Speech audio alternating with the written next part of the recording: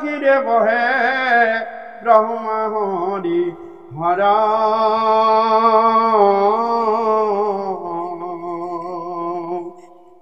মৎস্য কুর্ম আদি অংশ অবতার যার ঈশ্বর কৃষ্ণ কোটি কোটি নমস্কার।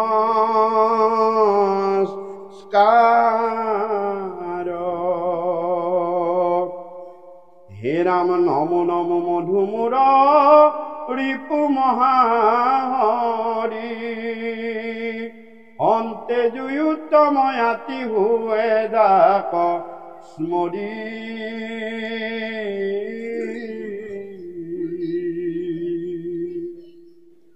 অরাম সমস্ত জগত উদ্ধারক যার নাম হেনয় কৃষ্ণ করু সহস্র প্রণাম।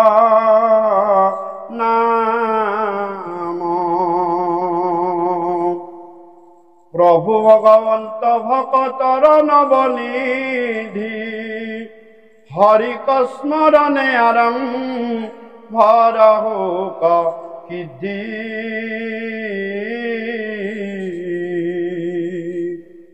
পরীক্ষিত মুখ্য কথা দ্বাদশ স্কন্ধর কৃষ্ণর শরণে ভনে কৃষ্ণর কিঙ্কর। প্রথম স্কন্ধর পরা দ্বাদশ পর্যন্তে কহিলা রাজাত মহা মুনীন্দ্র হন্তে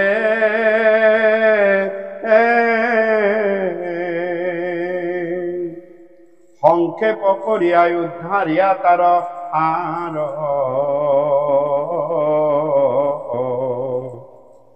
এ রাম কঙ্করের শিলা কৃষ্ণ চরিত্র প্রয়ার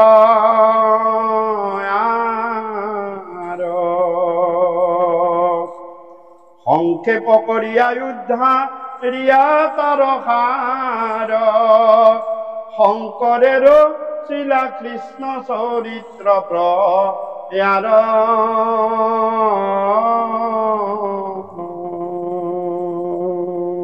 কৃষ্ণ জয়তে মোৰ দুজনা গুৰু দুখানি অৱশিষণ স্মৰণ কৰি সেৱন কৰি বন্দন কৰি আজি এই পবিত্ৰ বাৰ পবিত্ৰখন পবিত্ৰ স্থান পবিত্ৰ উদ্দেশ্যে ভগৱন্ত ঈশ্বৰ পুৰুষৰ 6জন ভকত 12জন বৈষ্ণৱ 14 বৈকুণ্ঠ পাৰিষদকে আমি সাক্ষী কৰি লৈ কায় মন বাক্যে কুচি শুদ্ধ ভাৱে পৰম অমৃতময় কৃষ্ণ কথা শ্ৰৱণ কীৰ্তন সেই শাস্ত্ৰী বা বান্ধৱ মৈত্ৰী সমস্ত ইয়াতে সকলো যিমানখিনি জীৱ আছে সকলো জীৱৰ প্ৰতি ভগৱন্তৰ কৃপা হৈছে আৰু ভগৱন্তৰ কৃপা হোৱাৰ ফলতহে আমি ইয়াতে আহি একান্ত মনে কৃষ্ণ কথা শ্ৰৱণ কৰিবলৈ সুবিধা পাইছো। ভগৱন্তৰ কৃপা নকৰিলে এই কাম কোনেও কেতিয়াও কাৰো সাধ্য নাই কৰিব। একমাত্ৰ ভগৱন্তৰ কৃপা লাগিব। গতিকে কৈছে হে ৰাম ভকতৰ সংগ মিলে কৃষ্ণৰ কৃপাত এ ভকতৰ কৃপায়ে মিলে ঈশ্বৰ সাক্ষাৎ।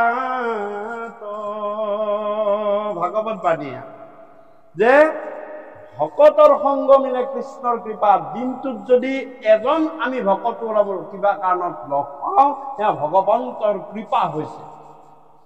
আৰু মনত ৰাখিব সেয়া হৈছে সৎসংগ ভকতৰ সংগ। কাৰ কৃপাত মিলে? কৃষ্ণৰ কৃপা। আৰু দিনটোত যদি এজন মই দুসংগ লগ পাওঁ সেয়া কলিৰ কৃপা। এফালে কৃষ্ণৰ কৃপা কাক পাবা? সন্ত মহন্ত সাধু ভকতক লগ পাবা। সেয়া তোমাৰ প্ৰতি কৃষ্ণৰ কৃপা দৃষ্টি গৈছে। আৰু কলিয়ে কৃপা কৰিলে দুসংগ, বেয়া কৰ্মৰ কাৰণে তোমাক সংগ নিজে নিজে আহি লগ লাগিব, হয়নে? নিজে নিজে আহি লগ লাগিব। কি বুলি কৈছে? দুৰ্বাৰ দুসংগ দুৰ্বাসনা দুষ্ট। চাওক, দুৰ্বাৰ দুসংগ তুমি বাৰণ কৰিব নোৱাৰা, দুসংগ তোমাৰ লগত লগ লাগে। আৰু দুৰ্বাৰ দুসংগ দুৰ্বাসনা দুষ্ট হৰি হৰি হৰি হৰি অনাদি অবিদ্যা। কি হ'ল? আপুনি ভৈলো মোহিত। আৰু অনাদি অবিদ্যাত তুমি নিজে নিজে মৌ খাই গুচি যাবা, বেলেগে থাকিব নালাগে। গতিকে চাওক, এই যে কৃষ্ণৰ কৃপা, আজি কৃপা হৈছে সেইকাৰণে কোৱা হ'ল ভকতৰ কৃপা। কৃষ্ণৰ কৃপা হোৱাৰ কাৰণে আমি ভকত সংগত এইখিনি সময় মানে কৃষ্ণ কথা কি শ্ৰৱণ কৰিবলৈ সুবিধা হৈছে। ইয়াত এটা ডাঙৰ প্ৰশ্ন হয় যে আমি ইমান সময় কৃষ্ণ কথা শুনি আছো, আমি ফল পোৱা নাই। বহুতেও কয় শুনিছো, হয়নে? ফল দেখোন নাপায়। ইমান ভাগৱত হৈছে, ইমান মানে য'তে যায় ত'তে ভাগৱতৰ আপোনালোকে শ্ৰৱণ, কিন্তু আচল কথা কি যে ফল নাপায়। বহুতে ক'ব যে ভাগৱত শুনিলোহে, ভাগৱত পাতিলোহে, একো দেখোন ফলেই নহ'লে, একো দেখোন ভালকে শুনি কথাটো নহয়। কাৰণটো কি? কাৰণটো আমি একো ক'ব নালাগে। এইবিলাক কাৰণ আপোনালোকে মোৰ কৃপালু গুৰু মাধৱ মহাপুৰুষে ৰত্নাৱলীত লিখি থৈ গৈছে। শ্ৰৱণ মাহাত্মা। ৰত্নাৱলীত কেইটা মাহাত্মা আছে? 13টা মাহাত্মা আছে। ৰত্নাৱলী গ্ৰন্থখন গুৰুৱে হাতত তুলি লৈ কি বুলি কৈছিল? মই অলপমান গ্ৰন্থখনৰ মাহাত্মা কৈ, মই শ্ৰৱণ মাহাত্মা কৈ ভাগৱতৰ স্কন্ধ লেখা যে ৰত্নাৱলীখন যেতিয়া হাতত তুলি ল'লে, তুলি লৈ মহাপুৰুষ গুৰুজনাই মাধৱ মহাপুৰুষক কৈছে বোলে 12 হাত জালৰ 13 হাত ফটা, ভাল মাছ মাৰিলি বাপৰ বেটা, ৰৌ বৰালি সৰকি গ'ল, পুঠি খলিহনা পাহে পাহে ৰল। চাওক, অৰ্থাৎ ইণ্ডেক্সটো কেনেকে কৰিছে যে মই 12 স্কন্ধীয় ভাগৱতহে কৰিছিলো, মোৰ বঢ়াৰ পুৱে দেখোন এটা স্কন্ধ বঢ়াই 13টা কৰিলে। তাত কি যে শৰণ বিৰোচন লগাই দিলে। ভাগৱতৰ 12টা স্কন্ধৰ লগত মোৰ কৃপালু গুৰু মাধৱ মহাপুৰুষে ৰত্নাৱলীত শৰণ বিৰোচনটো লগাই দিলে, 13টা হৈ গ'ল। গতিকে 12 হাত জাল মই বনালো, গুৰুৱে কৈছে, কিন্তু তুমি 13 হাত কৰি ফালিয়ে পেলালা দেখোন 13টা ৰত্নাৱলী। আৰু কি কৰিলে যে ৰৌ বৰালি সৰকি গ'ল, ৰৌ বৰালি সৰকি গ'ল, পুঠি খলিহনা পাহে পাহে ৰল। অৰ্থাৎ এই ৰত্নাৱলীত কি আছে যে ভাগৱতৰ যি ডাঙৰ ডাঙৰ কাহিনীবিলাক আছে, আখ্যান উপাখ্যান বিলাক আছে, সেইবিলাক মাধৱ মহাপুৰুষে নিদি সৰু সৰু তত্ত্ব কথাবিলাক তেওঁ ৰাখি থৈ দিলে। এটা কাহিনী নাই, কি আছে? তত্ত্ব কথাখিনিহে সেই 13টা স্কন্ধত সোমাই থৈ দিলে। তাকে কৈছে যে ৰৌ বৰালি সৰকি গ'ল, তুমি ডাঙৰ ডাঙৰ কাহিনী একো নিলিখিলা, যিখিনি লাগে পুঠি খলিহনাখিনিহে আমাৰ উপকাৰী শৰীৰৰ কাৰণে, সেইখিনি তুমি বাছি বাছি কিন্তু ৰাখিলা। এইটো শ্লোক গাইছিল। গতিকে সেই ৰত্নাৱলী গ্ৰন্থত শ্ৰৱণ মাহাত্ম্যম বুলি এটা মাহাত্মা আছে। গতিকে আমি কি কৰো? কৃষ্ণ কথা শুনো। শুনাটো শ্ৰৱণৰ লগত একে নহয়। শুনা কিহৰ কাম? শুনা হৈছে বৰ্হি ইন্দ্ৰিয়ৰ কাম। বাহিৰৰ ইন্দ্ৰিয়বিলাকৰ কাম হৈছে শুনা, কাণৰ কাম শুনা। এখন কাণে শুনিলো, এখন কাণে ওলাই গুচি গ'ল। ইয়াৰ কোনো কাম নাই। কিন্তু শ্ৰৱণটো হৈছে অন্তৰ ইন্দ্ৰিয় কাম।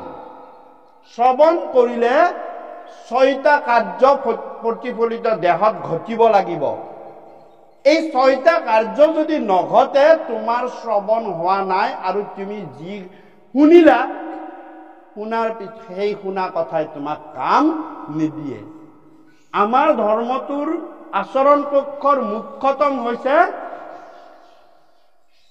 কি, যে সেয়া হৈছে মুখ্যতম শ্ৰৱণ কীৰ্তন। শুনা আৰু গোৱা নহয়। আমি গান শুনো, গান গাওঁ, কিন্তু আমি কৃষ্ণ কথা, ভাগৱত কথা শ্ৰৱণ কৰোঁ।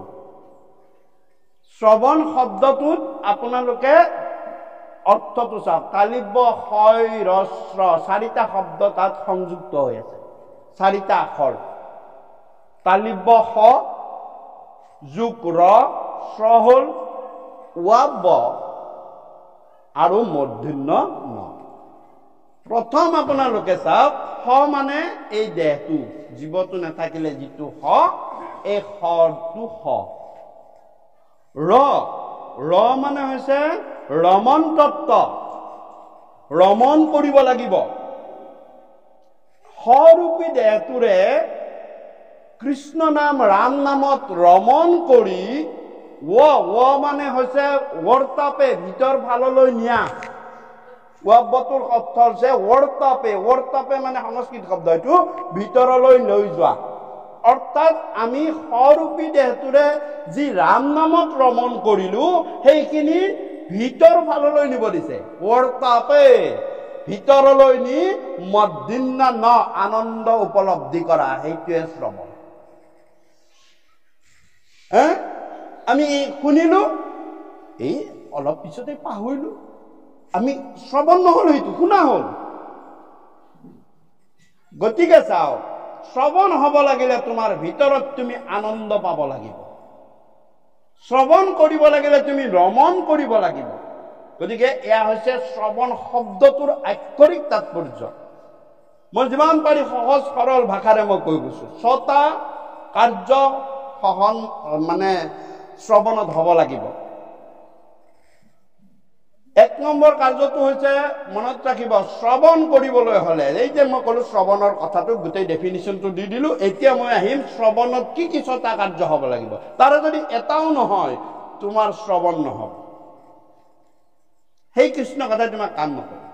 শুনি আছো, বহুত শুনি আছো, মানে মাহকত আমি কিজানি কালি কৰিছো, আজি কৰিছো, এনেকুৱা হয়।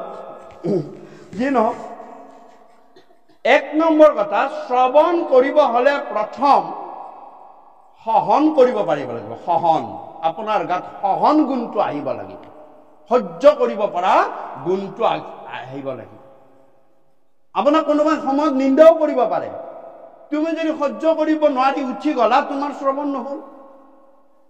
যেনেকুৱা এনেকুৱাও হয়, আমি পাওঁ, নিজ প্ৰেক্টিকেল কথা এটা কৈছো, যে এজন শ্ৰোতা ভক্তই যেতিয়া পায়খানাত বহে, তেওঁৰ মানে শৌচাচাৰ কৰিবলৈ, তেতিয়া তেওঁ 5 মিনিটত 2বাৰ উঠা বহা কৰিব লাগে। 5 মিনিট সময় বহি তেওঁ থাকিব নোৱাৰে, এবাৰ উঠি গৈ আকৌ এবাৰ আহিব লাগিব। চাওক, কিন্তু সেইজনে 3 ঘণ্টা ধৰি মাটিত বহি লৈ ভাগৱত শুনাৰ পাছত আহি কয় যে, বাপ, এটা ডাঙৰ কথা হল নহয়। বোলে কি হল? যে মই দেখোন পায়খানাত বহি থাকিলে 5 মিনিটত 2বাৰ উঠা বহা কৰিবলগীয়া হল, কিন্তু আজি মই মাটিত বহি 3 ঘণ্টা সময় ধৰি ভাগৱত কথা শুনিব পাৰিলো। কাৰণটো কি? তেওঁ নিজৰ প্ৰেক্টিকেল জীৱনৰ কথাটো নিজে আহি আমাক কয়। মই বোলো, আমি তেতিয়া কওঁ পাথৰাখনৰ পৰা, হে বাপ, এয়া আপুনি যেতিয়া পায়খানাত বহি থাকে, আপোনাৰ মন ইন্দ্ৰিয়ৰ আধাৰত থাকে, আপুনি মনৰ কণ্ট্ৰোলত থাকে। আৰু মনৰ কণ্ট্ৰোলত থাকিলে আপোনাক চঞ্চল মনে আপোনাক ইন্দ্ৰিয়বিলাকক প্ৰেছাৰ দি উঠাই পঠাই দিয়ে। আৰু যেতিয়া কৃষ্ণ কথা শুনিবলৈ আপুনি বহে, তেতিয়া আপুনি পৰমাত্মাৰ কণ্ট্ৰলত থাকে। মনে তোমাক হিলাব, লৰাব, কৰাব নোৱাৰে, কাৰণ পৰমাত্মাই ডাইৰেক্ট আণ্ডাৰ কৰি লৈ গোটেইটো আত্মা সহিত তত্ত্বখিনি মনত ৰাখিব। গতিকে আমি কাৰ কণ্ট্ৰলত থাকো? সেইটো কৈছে সহন। চাওকচোন, একেজন মানুহে 5 মিনিট সহ্য কৰিব নোৱাৰে, কিন্তু 3 ঘণ্টা তেওঁ বহি থাকিব পাৰিলে। এইটোক কৈছে সহন। তুমি সহন কৰিব পাৰিব লাগিব। তোমাৰ সহন কেপাচিটি আছে, কিন্তু চঞ্চল মনৰ অধীন তুমি হৈ থাকিলে তোমাক সহ্য কৰিব নিদিয়ে। গতিকে সহন সেইটোক কয়। তাৰ পৰা 2 নম্বৰ সহন কৰি বহিলোৱেই, কিন্তু মোৰ মনটো নাই। ঐ মনটো মানে বিভিন্ন জেগাত ঘূৰি ফুৰিছে, সেইটো মনন। যে 2 নম্বৰ কথা মনন, তুমি মনটো ইয়ালৈ লৈ আহা। আৰু যদি তুমি সহন কৰিছা মনন আহিব ইয়াত। গতিকে 2 নম্বৰ কথাটো হ'ল মনন, মনটোক আনিবা। 2 নম্বৰ কথা মনন। ইয়াত কথাখিনি কি কলো সেইখিনি অন্তত 1 ঘণ্টা 1.5 ঘণ্টা 2 ঘণ্টা সময় মন যোগেৰে কথাটো শুনা। আৰু সেইকাৰণে মোৰ কৃপালু গুৰুৱে যেতিয়া বৰগীত ৰচনা কৰে, বদৰিকাশ্ৰমত গৈ প্ৰথম বৰগীতটো লিখি তেওঁ কৈছে মনক কণ্ট্ৰল কৰিব লাগিব। সেইকাৰণে কি বুলি লিখিছে? মন মেৰি ৰাম চৰণ হে লাগু। কৃপালু গুৰুৱে প্ৰথম বৰগীতটোতে প্ৰথম শব্দটোতে মনক অৰ্পণ কৰি দিলে। হয় নে নহয়? কিয়? মনক সেই কৈছে মনটো ৰামৰ চৰণত লগাই দিয়া আৰু আনন্দ চিত্ত হৈ কৃষ্ণ কথা শুনি থাকে। 3 নম্বৰ যে মননৰ পাছত সেয়া হৈছে 3 নম্বৰ বোধন। যে ইয়াত গোটেইখিনি কথা নহয়, কিছু কথাৰ জ্ঞান অন্তত নিব পাৰিব লাগিব। কিছু কথাৰ জ্ঞান, বোধন মানে জ্ঞান, যে তাৰ পৰা আমি যে সময়খিনি খৰচ কৰিলো কৃষ্ণৰ নামত, ইয়াৰ পৰা আমি এইটো পৰম জ্ঞানৰ ভাণ্ডাৰ ভাগৱত। কিছু জ্ঞান আপোনাৰ মাথালৈ, চিন্তনলৈ যাব লাগিব। বোধন 3 নম্বৰ পৰ্যায়টোত হৈছে বোধন। বোধন মই জ্ঞানখিনি পালোৱেই, কিন্তু পালে কি হ'ব? 4 নম্বৰ পৰ্যায়টোত হৈছে সেইখিনি তুমি হৃদয়ত ধাৰণ।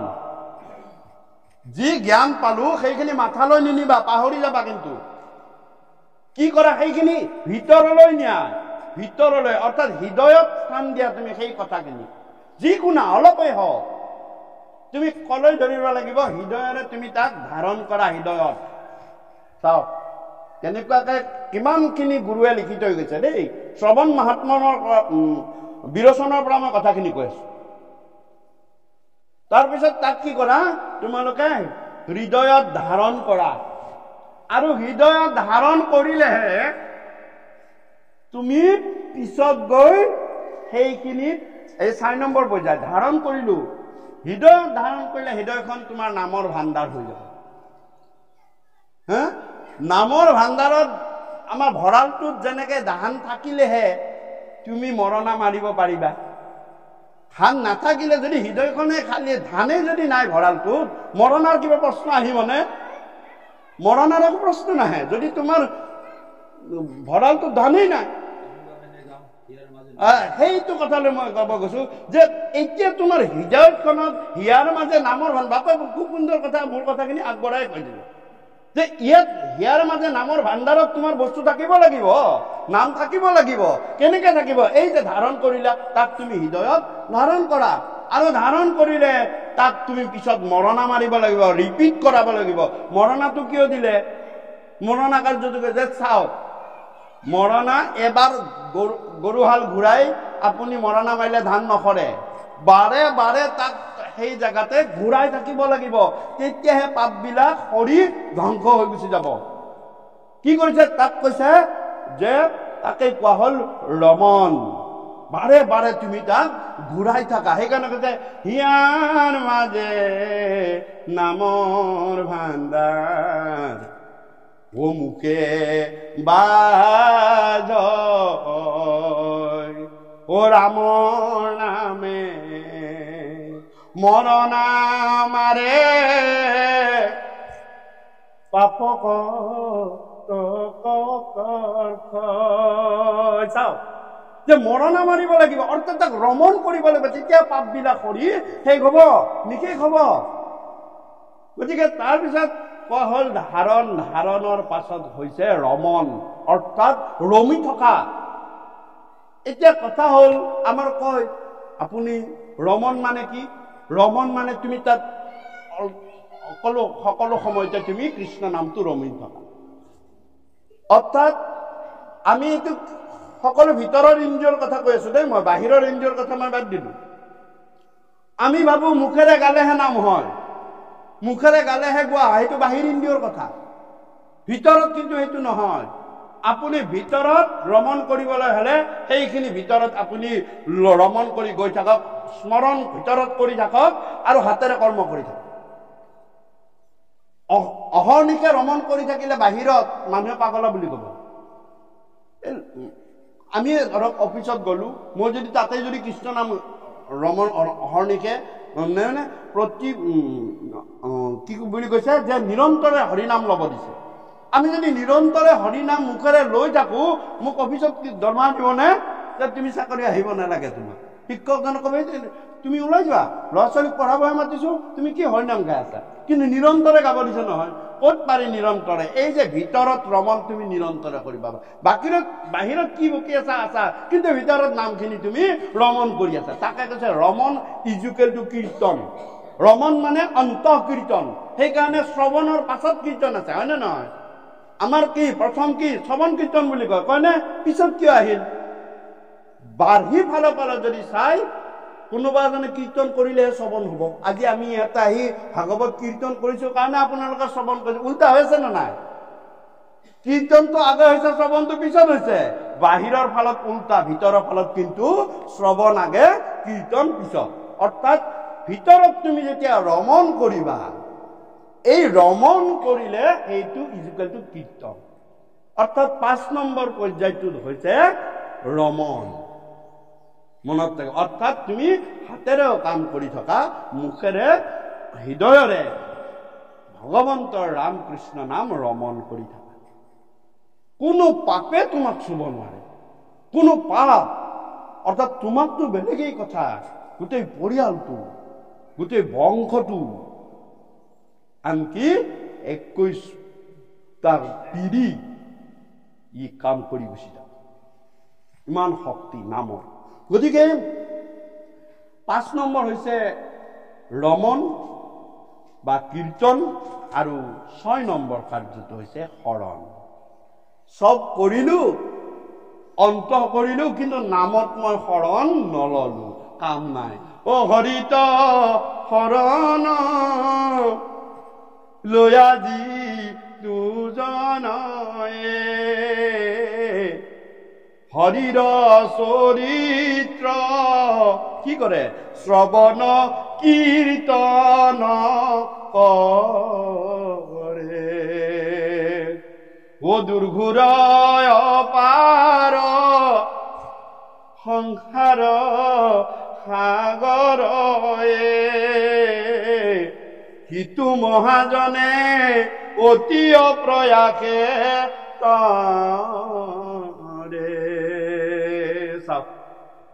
গতিকে হৰিত শৰণ ল'ব লাগিব শেষৰ পৰ্যায়টো হৈছে নামত শৰণ এই আনুষ্ঠানিক শৰণতকৈও তুমি ভিতৰত যদি আগতে শৰণ লৈ থৈ দিয়া তুমি চান্দাল হলেও তোমাক নামে তৰাই লৈ গুচি যাব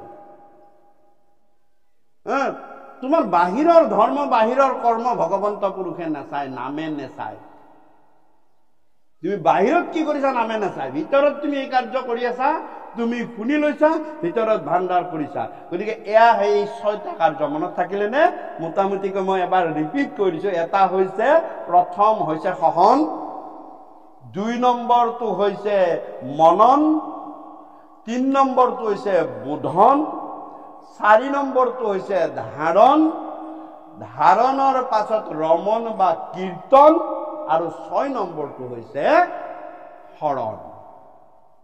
এইভাগে যদি আপুনি শ্ৰৱণ কৰে, এটা নামে তোমাক তৰাই লৈ গুচি যাব। এটা নামে, ইমান নামৰ পাৱাৰ। গতিকে আমি কি কৰোঁ, শুনো, ইমানখিনি কাৰ্য হ'ব লাগিব চাওক। সেইকাৰণে কলি যুগত যিমান ধৰ্ম আছে সকলোতকৈ শ্ৰেষ্ঠ হৈছে হৰিনাম ধৰ্ম।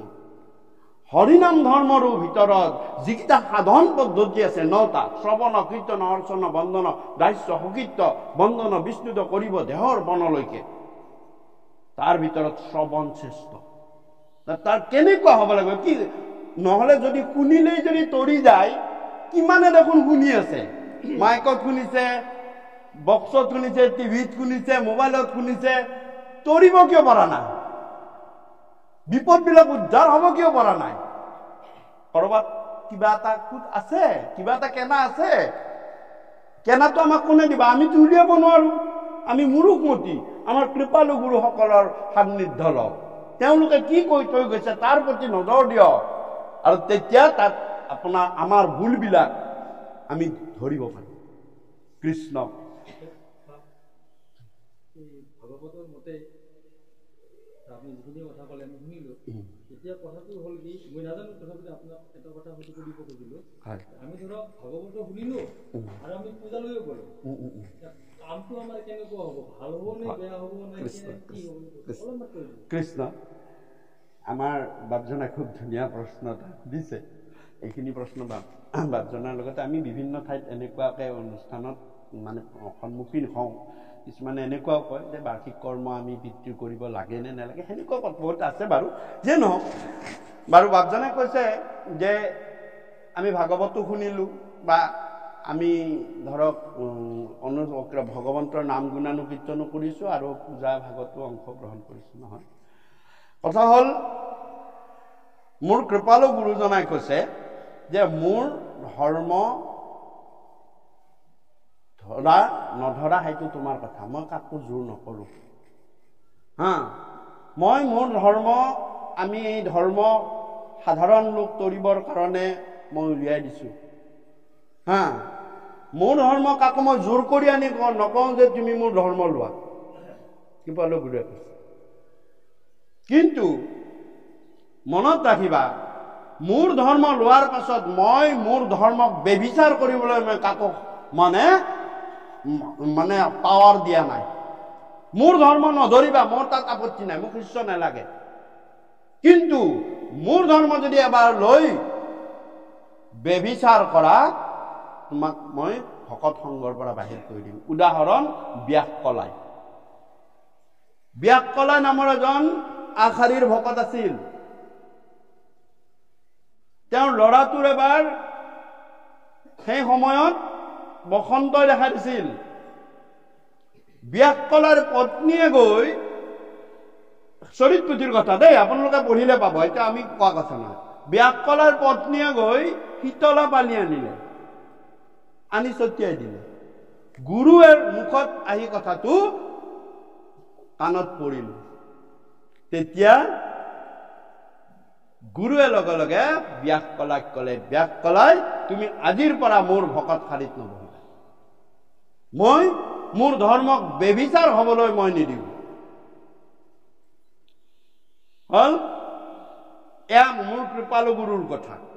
2 নম্বৰ, তাতকৈও মানে বেছি ষ্ট্ৰিক্ট, বেছি অনুশাসিত মোৰ কৃপালু গুৰু মাধৱ মহাপুৰুষ, যিয়ে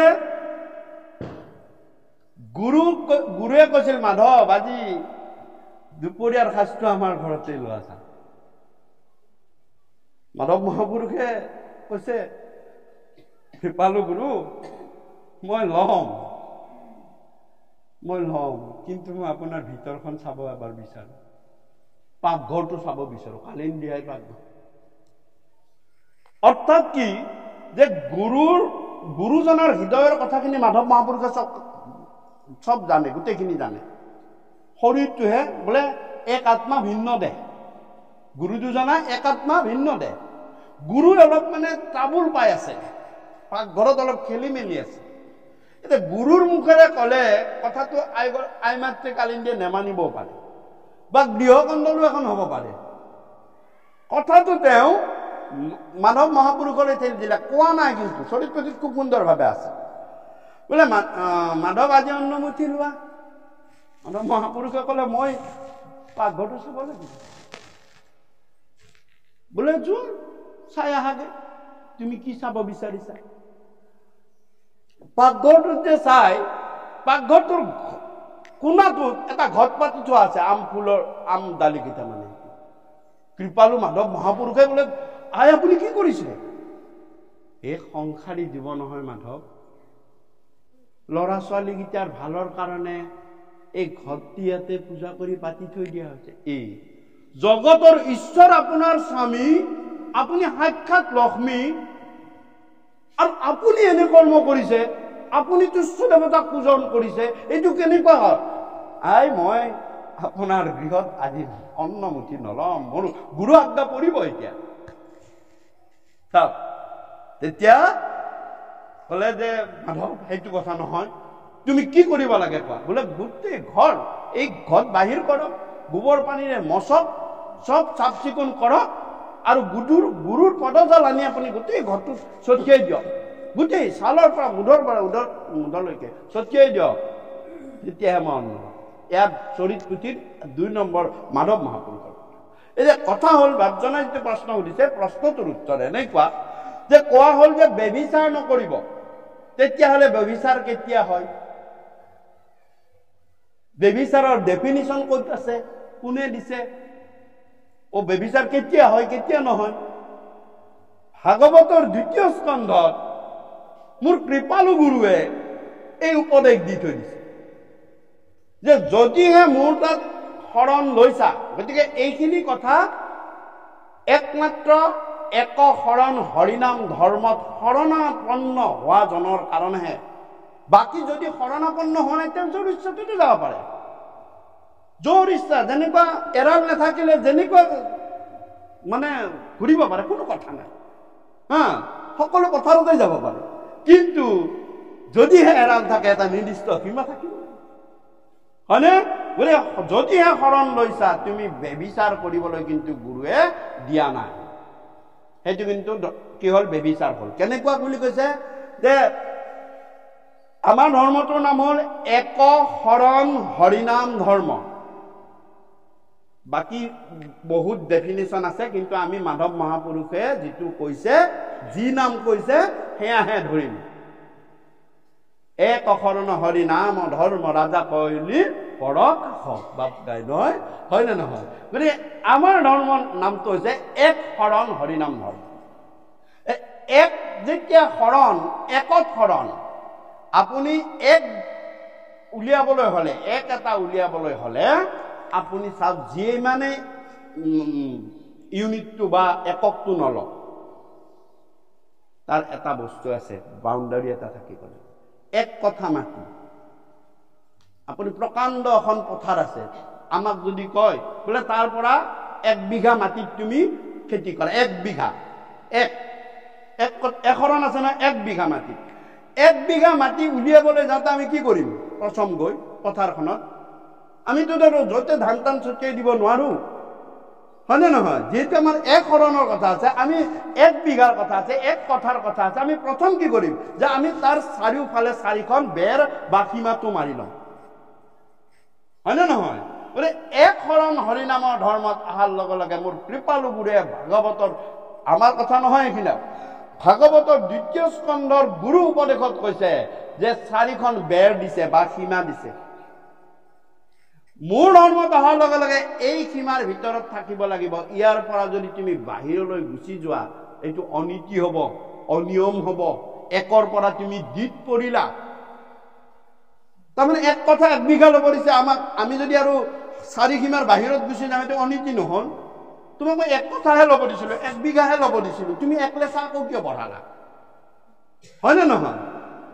তুমি এবিটা আৰু কিয় বঢ়ালা? অনীতি হ'ব। গতিকে 1টো কেনেকে জুখিম? 1টো জোখাৰ 4 সীমাত কৈছে অন্য দেৱী দেৱা, এখন বেৰ, নকৰিবা সেৱা অন্য দেৱী দেও নকৰিবা সেও এখন বেৰ দিলে অন্য দেৱী দেৱ নকৰিবা সেৱা 2 নম্বৰ গিহু নপকিবা তাৰ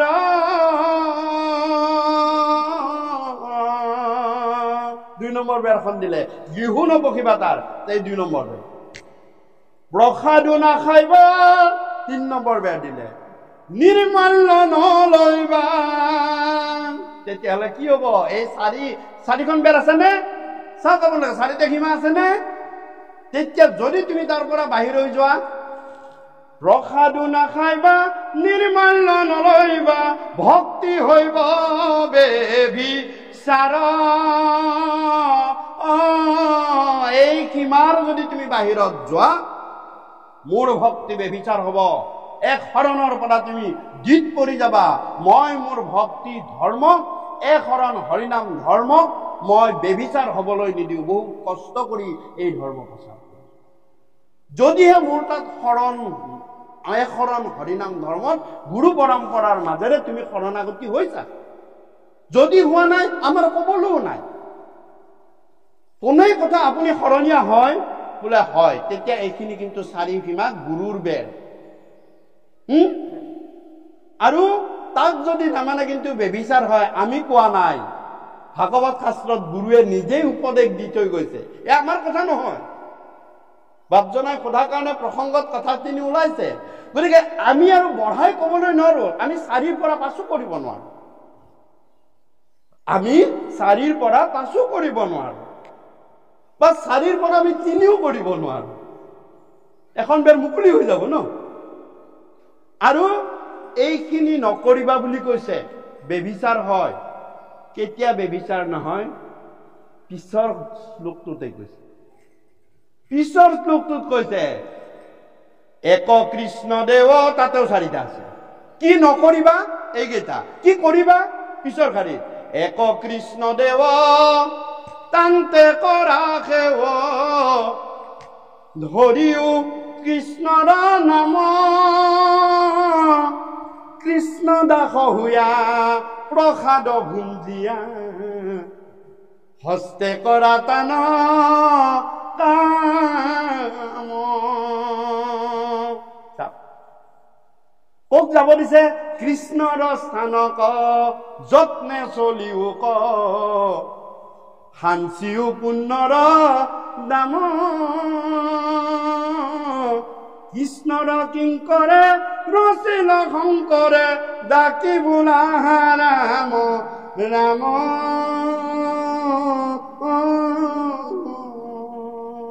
স্পষ্ট কথা ভাগৱত মত ভাগৱত আদৰ্শ গুৰুৰ উপদেশ কৃষ্ণ আজি ভাগৱতৰ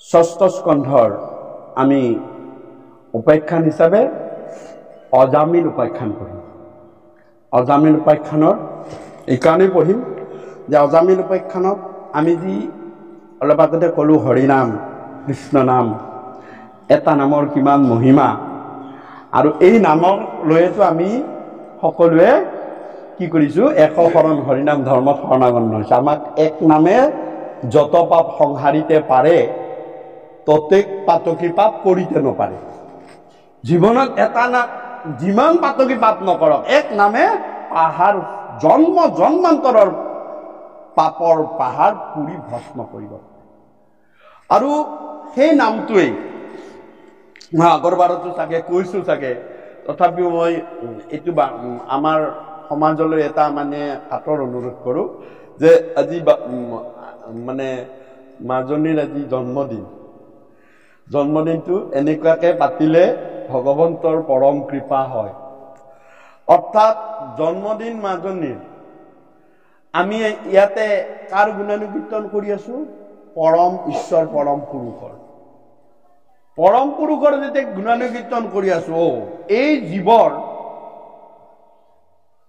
জন্ম বা দিনত মোৰ গুণানুকীৰ্তন কৰিছে ভগৱন্তৰ হিচাপ হয় ইন্দ্ৰৰ যেনেকৈ পূজা নাপাওঁতে গোবৰ্ধনৰ পূজা নাপাওঁতে হিচাপ হৈছিল ভগৱন্তৰো হিচাপ হয় যে এই জীৱটো বছৰটো মই কৃপা হস্তেৰে সুখে সন্তোষে নিৰ্বিঘ্নে নিৰাপত্তা ৰখা দায়িত্বটো ভগৱানৰ। তেওঁৰ যদি বংশ পৰিয়াল আদিৰ যদি গুণানুকীৰ্তন কৰা হলেন, তেওঁ ভগৱানে ক'লেন তোমাৰ মোৰতো গুণানুকীৰ্তন কৰা নাই, মই কিয় ৰাখিম? গতিকে এইটো মানে পৰম জীৱ, পৰম মানে সৌভাগ্যশীল জীৱৰহে জন্ম দিনত উপজা দিনত ভগৱন্তৰ নাম মানে স্মৰণ কৰা হয়।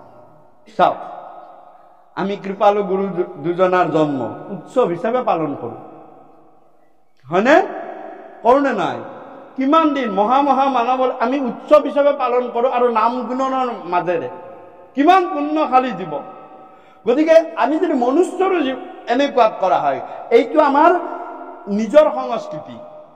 জীৱটোৰ একেবাৰে সুখ আৰু কল্যাণৰ কাৰণে আমি কৰা এইটো আটাইতকৈ কলিযুগত শ্ৰেষ্ঠ কৰ্ম। আৰু তাকে নকৰি আমি কি কৰিছো? প্ৰকাণ্ডতা কেক আনিছো, কেক আনি কি কৰিছো? কেক খাওক, মই আমি বেয়া নাপাওঁ। মিঠা বস্তু সৰু ল'ৰা ছোৱালীৰ কাৰণে খুব, সিহঁতে ভাল পায়, খাওক। কেক বনাই কেক খাওক, কেক কাটক, আমি বেয়া নাপাওঁ। কিন্তু কেকটোৰ ওপৰত নামটো কেতিয়াও নেলিখো। আমি নামৰ যদি মাহাত্ম্য বুজো, নেভাবিব যে ল'ৰা বা ছোৱালীজনীৰ নামটোৰ কোনো মাহাত্ম্য নাই, ভগৱানৰ নামটোৱে মাহাত্ম্য। নাম একে, নামৰ মাহাত্ম্য সকলোৰ কাৰণে একে। যেনেকুৱাকে আজি পঢ়িম অজামিলত পুতেক বুলিহে মাতিছিলে, কিন্তু আহি গ'ল ভগৱানৰ দূত।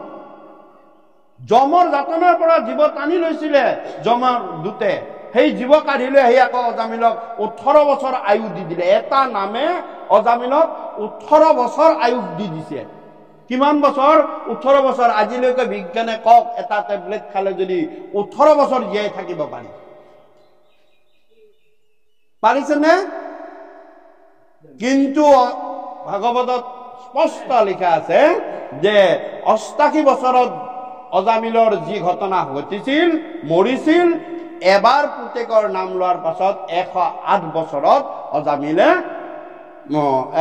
106 বছৰত অজামিল বৈকুণ্ঠ প্ৰাপ্তি হ'ল। 88ৰ পৰা 106লৈ 18 বছৰ হয়। এই 18 বছৰ এটা নাৰায়ণ নামৰ কাৰণে পৰমায়ু পায়। আৰু আমি কি কৰিছো? নামত এশৰণীয়া, নামত নাম ধৰ্ম, কিন্তু ল'ৰাটোৰ নামটো বাৰ্থডেৰ দিনা বা জন্মদিনৰ দিনা, ছোৱালীজনীৰ জন্মদিনৰ দিনা, সেইদিনা কি কৰিছো?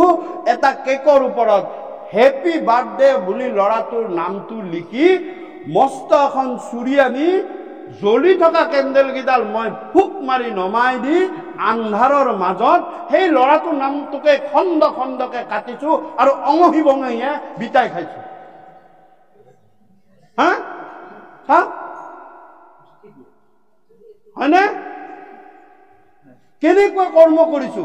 সেই নামটো ধৰি যদি আইগৰাকীয়ে এতিয়া ভিতৰত মাতে মাইজনীক, বোলে অমুকে আহাচোন, একে দৌৰে সকলো এৰি মাকৰ ওচৰত সাবতা মাৰি ধৰিব। কিয় চপাই নিলে? নামটোৱে চপাই লৈ গুচি গ'ল মাকৰ ওচৰলৈ। নামটো কোৱাৰ লগে লগে মাকৰ ওচৰলৈ ছোৱালীজনী বা ল'ৰাটো দৌৰ মাৰি যায়। ভগৱন্তই নামটো কোৱাৰ লগে লগে নাম শুনি ভগৱন্ত আহিছে আপুনি বুলি তাৰ নামে আছে, হৰিহে নামৰ ধ্বনি, নাম শুনি ভগৱন্ত আহিছে আপুনি, হয়নে? গতিকে নাম শুনে, গতিকে নামৰ মাহাত্ম্য আছে। গতিকে কেতিয়াও ভাল কাম সদায় পোহৰত হয়, বেয়া কাম সদায় আন্ধাৰত হয়। এই যে কাটিবলগীয়াটো জ্বলি থকা কেণ্ডেল কেইডাল কি কৰিলে? হুক মাৰি নমাই দিলে। সেইটো কামটো কেতিয়াও ভাল হ'ব নোৱাৰে। কলি সদায় আন্ধাৰত আহে, প্ৰকৃতিয়ে কলিৰ আন্ধাৰৰ। গতিকে চাওক, আমি কি কৰিছো? আন্ধাৰ কৰি লৈছো, কলিক মাতিছো, মাতি সেই ল'ৰাটোৰ নামটো খণ্ড খণ্ডকৈ কাটিছো, কাটি আমি অঙহী বঙহীয়ে মাক দেউতাকে বিদায় খাইছো। কিমান দুৰ্ঘোৰ কলিৰ প্ৰভাৱ। আৰু তাকে আজিকালি ফেচবুকত আপডেট দিয়ে যে মই অত্যাধুনিক সমাজৰ লোক। কিন্তু কি কৰি আছো? আমি কৈছোঁ খাওক, কেকটো বনাওক, মিঠা বস্তু ল'ৰা ছোৱালীয়ে ভাল পায়, আমি আমোদ। হেপ্পী বাৰ্থডে লৈ লিখক, সেইখিনি লৈ আছে। কেণ্ডেল নুমাই নিদিব, তাৰ সলনি আজি 5 বছৰ 5 পোৱা তেল আনি 5 গছ চাকি ঘৰটো পোহৰ কৰি ৰাখক গোটেই ৰাতিটো। ৰাতি ৰাস্তাৰে কোনোবাই গ'লে বোলে আজি ইহঁতৰ ঘৰটো ইমান পোহৰ সুন্দৰ হৈ আছে, কিয় বা? বোলে ছোৱালীজনী আজি ইমান বছৰৰ বাৰ্থডে, ভাল এইটো খুব ভাল কথা। চাওক, কিন্তু কি কৰিলে, গীত মিত আন্ধাৰ কৰি ললো, লৈ অকাৰ্য কৰিলো। এই নামৰ মহিমাৰ মাজেৰে কি কৈছে যে ভাগৱতৰ 6ষ্ঠ স্কন্ধত দিছে, যে কৈছে 6ষ্ঠ স্কন্ধটো হৈছে ভাগৱতৰ পোষণ গুণ সম্পন্ন। পোষণ, যি ভাগৱতৰ 10টা গুণ আছে, সেই তাৰ ভিতৰত পোষণ গুণটো হৈছে 6ষ্ঠ স্কন্ধ কৰিছে। যে পোষণ গুণ কি, পোষণ গুণ কি বুলি যেতিয়া ৰজা পৰীক্ষিতে যেতিয়া সুধিছে শুকক, তেতিয়া কৈছে, হে ৰাজন, হে মহাপাপী ভক্ত হৈ তাকো কৃষ্ণে নিস্তাৰই, জানা ৰাজা এইটো পোষণ। যে মহাপাপীও যদি হয়, তেওঁ যদি কৃষ্ণৰ ভক্ত হয়, তেওঁ যদি কৃষ্ণক ভজনা সেৱন কৰে, তাকো কৃষ্ণে নিস্তাৰ কৰে। তেনে মনুষ্যৰ মধ্যত আছিল অজামিল, আৰু স্বৰ্গৰ ইন্দ্ৰৰ স্বৰ্গত আছিল বাসৱ। ইন্দ্ৰৰ স্থানত এবাৰ বাসৱ বহিছিল। ইন্দ্ৰৰ এখন আসনৰ নাম, আমাৰ মুখ্যমন্ত্ৰী যেনেকুৱা কাৰো এটা নিৰ্দিষ্ট নাম নাই, আছে জানো? মুখ্যমন্ত্ৰী এখন আসনৰ নাম, ৰাজ্যপাল, ৰাষ্ট্ৰপতি, এইবিলাক এখন আসনৰ নাম। তাত বিভিন্ন ধৰণৰ বিভিন্ন সময়ত মানুহ বহে।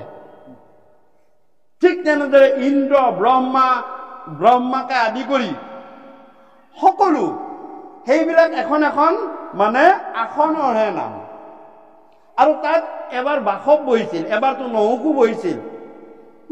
নহুক ৰজাও এবাৰ ইন্দ্ৰ হৈছিল। কেতিয়াবা বলি বহে, দত্তৰাজ বলি বহে, তেতিয়াও ইন্দ্ৰ স্বৰ্গ, বুজিছেনে?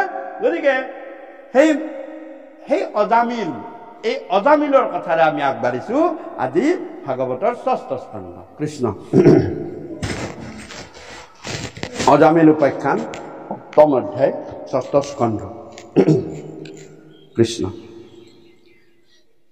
হে ৰাম নিগদতি শুক ৰাজা, স্থিৰ চিত্ত কৰি থিৰ, আশ্চৰ্য মহিমা শুনা হৰি ভকতিৰ।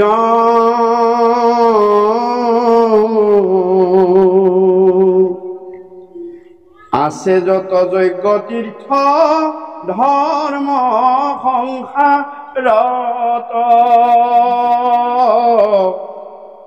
ৰামই জানিবা সমস্তে হৰি নামৰ কিংকৰ।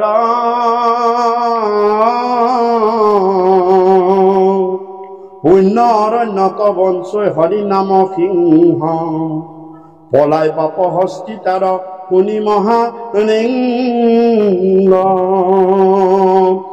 হৰি নামে খেদাৱে পাপৰ পুৰি নাই, হৰি বিমুখত হুৱে কথাই।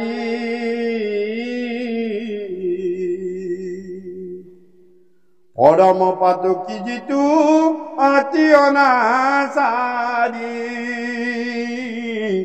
সিও ভকতক ৰক্ষা কৰন্ত মুৰাৰী।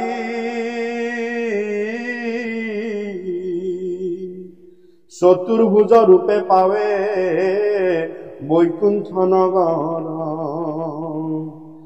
আশ্চৰ্য মহিমা শুনা হৰিৰ নাম।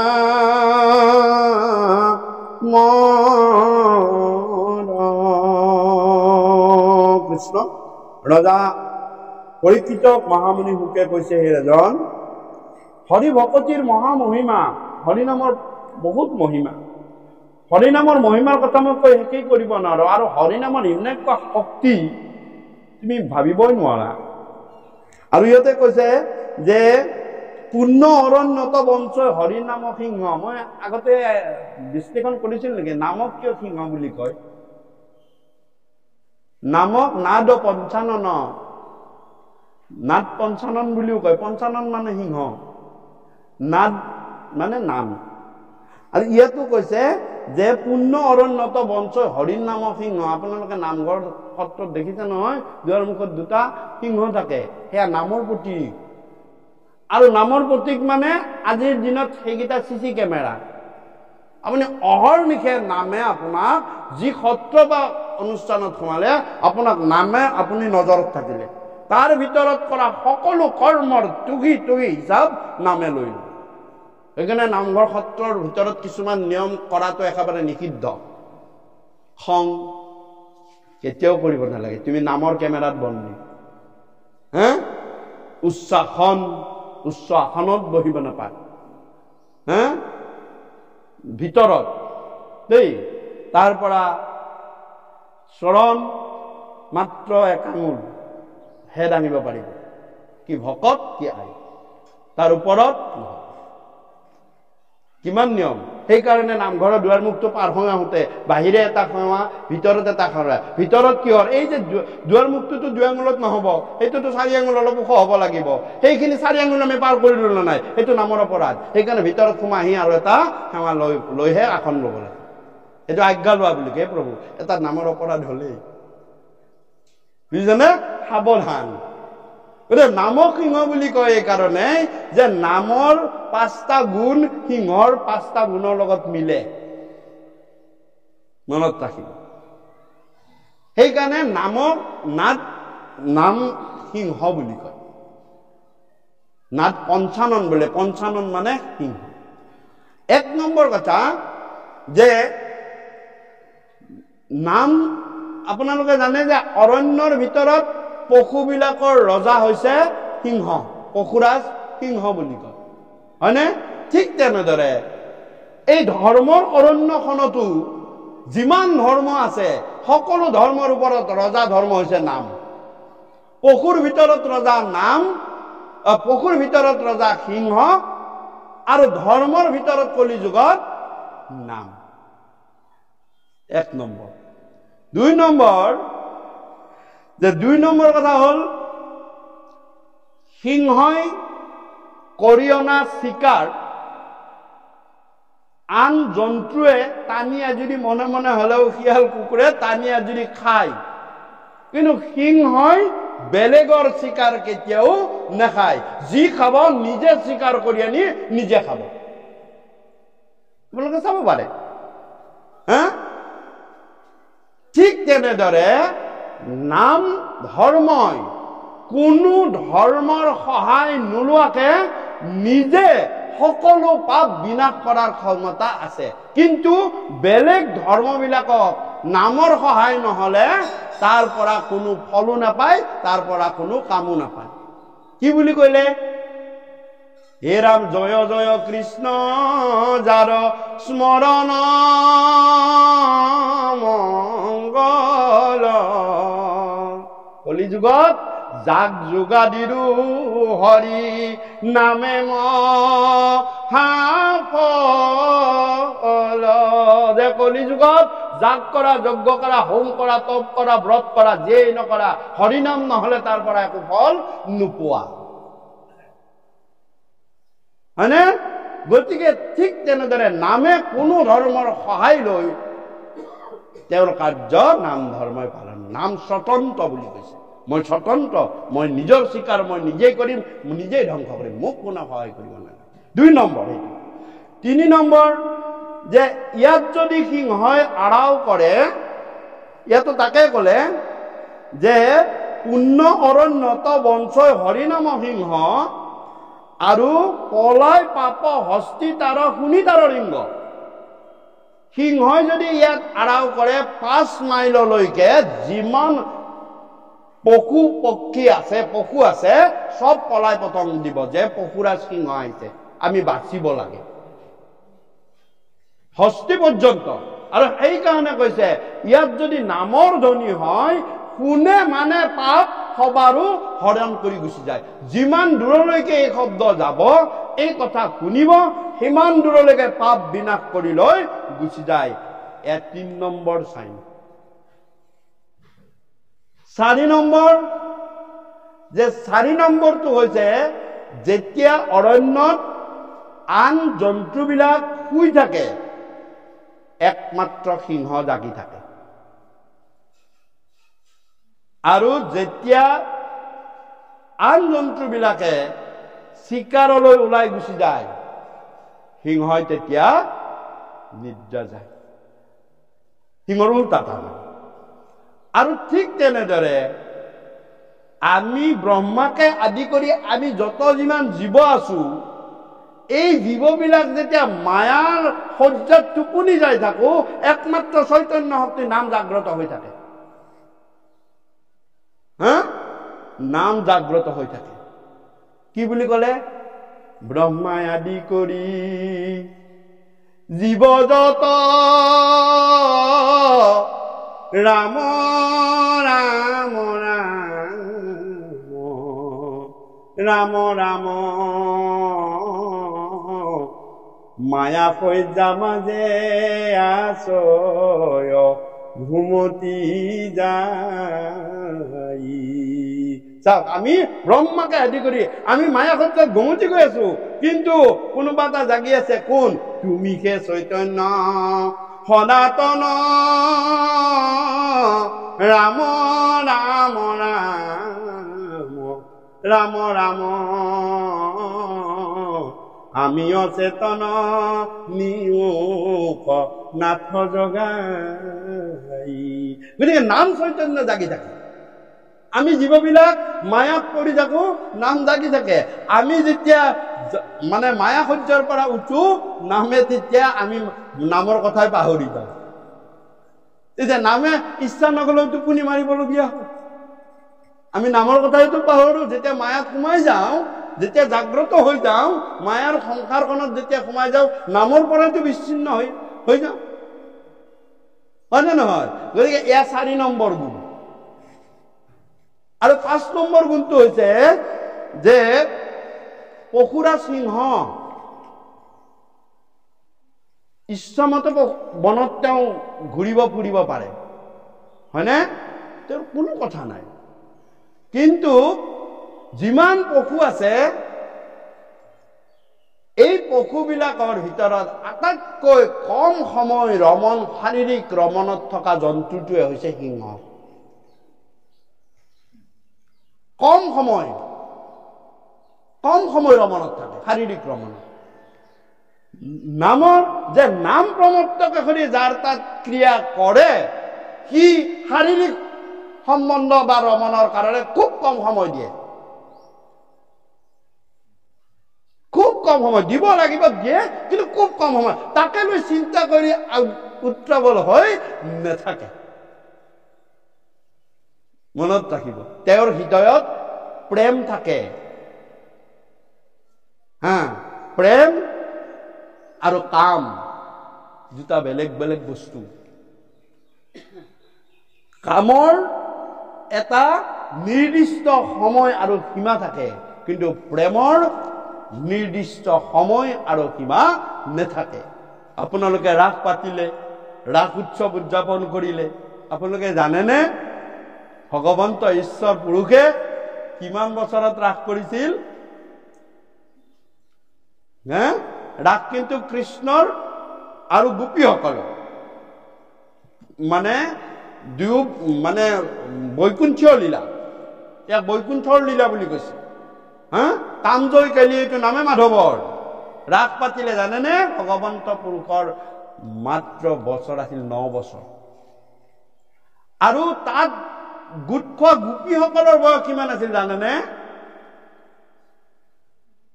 এয়া হৈছে 7 বছৰৰ পৰা 90 বছৰলৈকে 7 বছৰীয়া কুমলীয়া ছোৱালীৰ পৰা মানে অকুমাৰী ছোৱালীৰ পৰা আৰম্ভ কৰি 90 বছৰীয়া বৃদ্ধালৈকে ভগৱন্তক একে চকুৰে একে ভাৱে একে চিন্তাৰে তেওঁলোকে লগ পাইছে চাওক আচৰিত কথা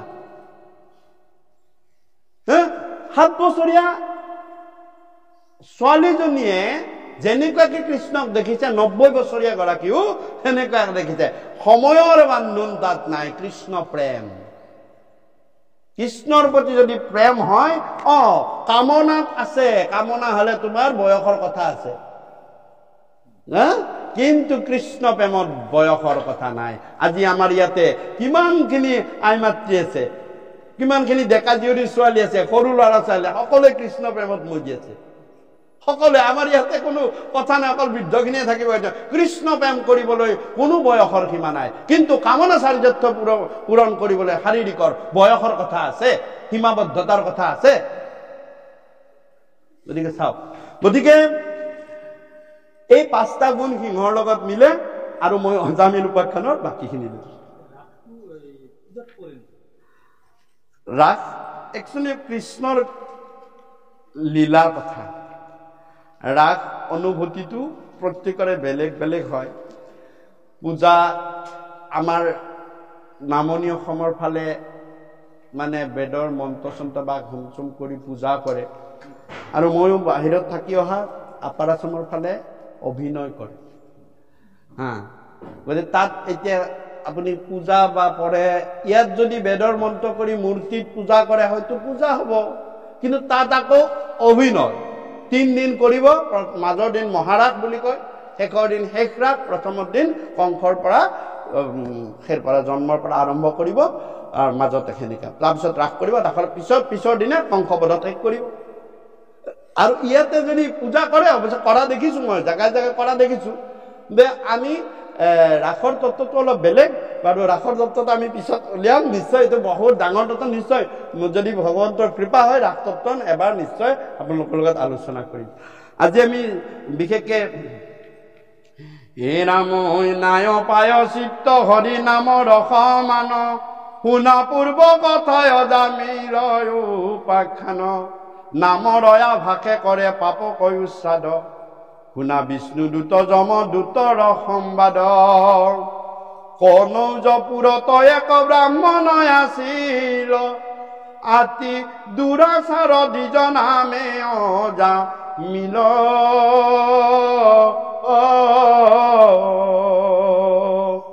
পৰম বেচ্ছাৰ পতিত পাবিষ্ট, কৰিলে মহন্তক অনেকয় নিষ্ণ, বৃদ্ধ পিতৃ মাতৃক নিজতে দিলে ভাৰ যাক, সকলে সৰ্বস্ব দিয়া ভজিলে বেচ্ছাক, জাতি কুল ক্ৰিয়া কৰ্ম সমস্তে ত্যাগিল, হে ৰাম বেচ্ছাৰ গৰ্ভত দশ পুত্ৰ উপজাইল, কনিষ্ঠ পুত্ৰৰ থৈলে নাৰায়ণ নাম, ভাৰ্যা পুত্ৰ পুখিবাৰ মাত্ৰ কৰে কাম,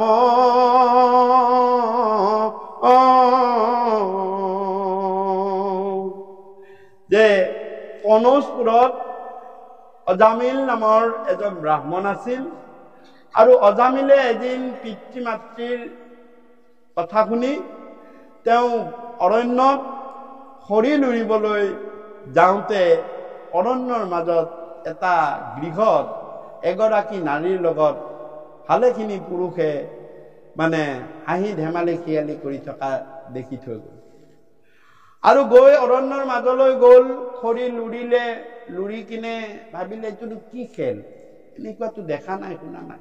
তেওঁ কিন্তু পৰম বেদজ্ঞ শাস্ত্ৰজ্ঞ ব্ৰাহ্মণ আছিল। যাওঁতে এবাৰ সোমাই কিনে চাই যাম বুলি।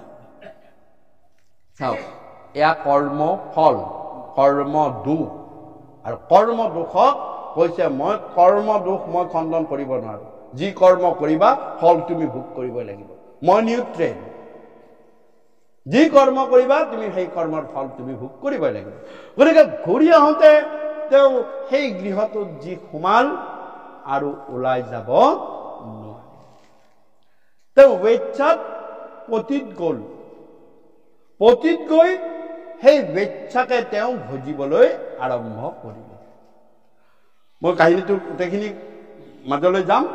গতিকে যেতিয়া ভজিবলৈ আৰম্ভ কৰিলে আৰু বেচ্ছাৰ কাৰণে তেওঁ সৰ্বস্ব ত্যাগ কৰিবলৈ বাধ্য হ'ল যে মই তোমাৰ স্বামী হৈ গলো, তোমাক ভৰণ পোষণ দিয়াৰ দায়িত্ব মোৰ, তুমি মোক সতি সন্ততি উপহাৰ দিয়া। আৰু ইফালে গৃহত থকা পিতৃ মাতৃ আৰু নিজৰ ভাৰ্যাকো কথা তেওঁ পাহৰি গল।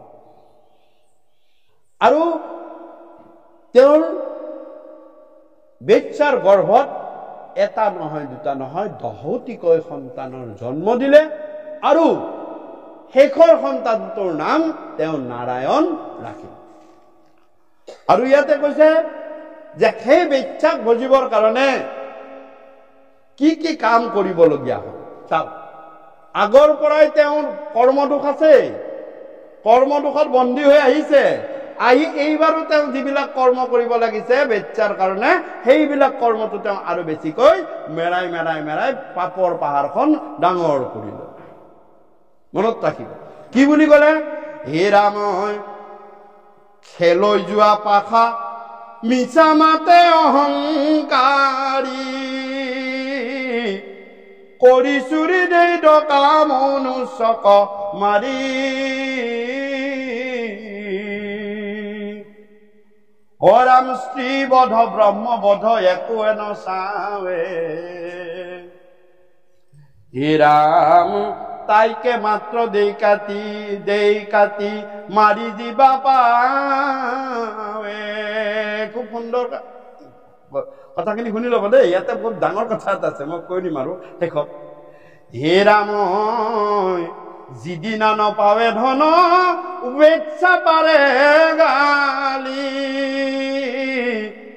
হৰাম থাকে সৰ্বদায়ে ধৈৰ্য এ তাইৰ আশা পালি, তাই ভৈল তপ জপ যজ্ঞ তীৰ্থ স্থান, হে ৰাম বেচ্ছা বিনে সপোনতো নেদেখন্ত আন, হেন পাপ নাহিকে দি যত নিষিদিল, অদুষ্টৰ প্ৰসংগে নষ্ট ভৈল অজামিল,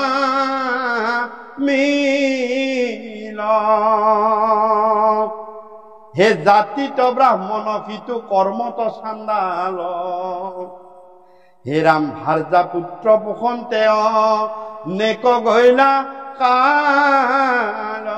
আৰু এইদৰে অজামিলে জাতত ব্ৰাহ্মণ কিন্তু এনেকুৱা কৰ্ম কৰিব ধৰিলে ই চাণ্ডালেও নকৰে, স্ত্ৰীবধ গোবধ ব্ৰহ্মবধ ৰাজদ্ৰোহ সকলো কৰিবলৈ ধৰিলে। আৰু খালি বেচ্ছাক ভজিব লাগে। বেচ্ছাই যিদিনা টকা পইচা নাপায় সেইদিনা গালি পাৰে। আৰু এইদৰে বেচ্ছাক ভজি ভজি থাকোঁতে তেওঁৰ কি হ'ল, হে ৰাম ভৈল অষ্টাধিকয়াখি বৰিষ প্ৰমাণ, বৃদ্ধ বয়সতো তাৰ নুপুজিল জ্ঞান। চাওক যে তেওঁৰ এনেকা আহি 88 বছৰ হ'ল আৰু বৃদ্ধ বয়সতো তাৰ জ্ঞান নুপুজিল। তাৰ মানে অজামিলৰ যি আমাৰ জ্ঞানপন্থ কৰ্মপন্থ আৰু ভক্তিপন্থ, জ্ঞানপন্থত তেওঁ জিৰো, কিন্তু তেওঁৰ এটা বস্তু আহি গ'ল, সেইটো হৈছে নাম। নাম যেতিয়া আহি গ'ল জ্ঞান কৰ্মৰ তাৰ কাম নাইকিয়া। জ্ঞান কৰ্মটো এটা দুষ্কৰ্মই, কৰ্মৰ কাৰণতে তেওঁ পাহাৰ সেই কৰিছে, কিন্তু নামক আহি গ'ল। নামটো কেনেকৈ আহিলে এই ইয়াত ওলাব এতিয়া। আৰু 88 বছৰ হ'ল, আৰু 88 বছৰত এদিন কি হ'ল, হে ৰাম আউৰ একো কৰ্ম কৰিবা শক্য নাই, কনিষ্ঠ পুত্ৰক মাত্ৰ থাকে উমলাই, প্ৰাণতো অধিক সিটো পুত্ৰ নাৰায়ণ, মিলে সুখ শুনি তাৰ মধুৰ বচন। হে ৰাম খুৱাৱৈ মহা স্নেহে নিতে তাক, আইখ নাৰায়ণ বুলি ৰাত্ৰি দিনে ডাক, উঠ নাৰায়ণ হেৰ বৈখ নাৰায়ণ হে ৰাম ভুঞ্জ নাৰায়ণ বুলি ডাকৈ সৰ্বক্ষণ প্ৰাণ পক্ষী আছে সেই কনিষ্ঠ পুত্ৰত নাৰায়ণ বিনে নাহি বচন মুখত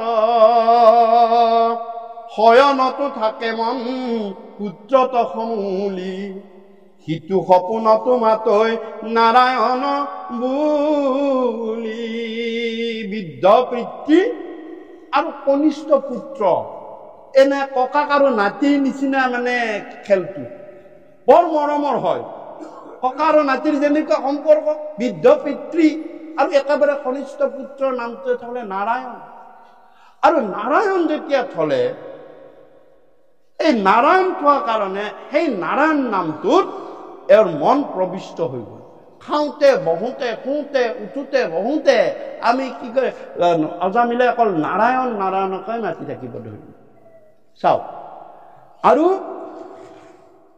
এই নাৰায়ণ নামটো তেওঁ জনা নাই যে তাৰ নামৰ কি মাহাত্ম্য গতিকে জানে বা নজানি অজ্ঞানতো যদি হৰি বোলা ঐ তথাপিতো তাৰ পাতকদ হয় অজ্ঞানতো যদি বোলে তেওঁ নাৰায়ণ নামৰ তত্ত্ব নাজানে পুত্ৰৰ নাম হিচাপে মাতি আছিলে সেইকাৰণে আমাৰ আগৰ চামৰ ল'ৰাবিলাকৰ নাম চাবচোন এটা এটা একোটা একোটা ভগৱানৰ নাম থাকে হা কিয় থাকে আজিকালি প্ৰথমতে 4টা আখৰ 5টা আখৰৰ আছিল তাৰপিছত 4টাৰ হ'ল চাব তাৰপিছত 3টাৰ হ'ল কলিয়া লাহে লাহে নাইকিয়া কৰিছে তাৰপিছত 2টাৰ হ'ল হা এতিয়া এটা আখৰত পাৰিলে এটা আখৰত নামটো এটা আখৰতে ক'ব বিচাৰে ইমান সময়ৰ তাকৰ হা ব খ প ম এনেকুৱা হয়নে নহয় গতিকে চাওক কিন্তু সেই সময়ত 4টা শব্দ আছিল শব্দটো নামটো আছিল নাৰায়ণ নাৰায়ণ নামটোতো মহা তাৎপৰ্যপূৰ্ণ নাম নাৰায়ণ নামটো হ'ল চাৰিও বেদৰ চাৰি অক্ষৰ হৰকাৰিয়ামি ব্ৰহ্মাদেৱে বেকত কৰিয়া থৈলা নাৰায়ণ বাণী চাওক কি বাণীটো থলে নাৰায়ণ বাণীটো থলে 4টা বেদৰ পৰা 4টা অক্ষৰ আৰু পিছত সেই নাৰায়ণ নামটো ললে কি হয় হেহি নাৰায়ণ নামলয়া শুদ্ধ কৰোয়া আমি চিত্ত মানে ভিতৰখন মন বুদ্ধি অহংকাৰ চিত্তলৈকে শুদ্ধ কৰিব পাৰো হা ভিতৰখন শুদ্ধ হ'ল কায়া পিছত কায়া মানে বাহিৰটো যিটো নাৰায়ণ নাম ললে ভিতৰখনো শুদ্ধ হয় বাহিৰখনো শুদ্ধ হয় সেই নাৰায়ণ নামটোকে মানে অজামিলে নাজানি দিন ৰাতি খাওঁতে বহুতে শুওঁতে উঠোতে সেই নাৰায়ণ নামটোকে লৈ থাকিবলৈ ধৰিলে চাওক ইয়াকে কৈছে নামাভাস সেইকাৰণে কোনোবা এজনক দেখাৰ লগে লগে তুমি কি কৰা কৃষ্ণ নামটোৰে তেওঁৰ লগত সম্বন্ধ জোৰা মনত ৰাখিবা তোমাৰ মনৰ সমস্ত পাপ দেহৰ অহংকাৰ সকলোখিনি নিমিষতে চাই কৰি পেলায় তেওঁ যদি তোমাৰ প্ৰতি বেয়া ভাৱটো মনত আছিলে যে মই আজি গালি এটা দিম কিন্তু কৃষ্ণ বা কিয় বা আহিল আপোনাক কোনেও গালি দিব নোৱাৰা সাধ্য নাই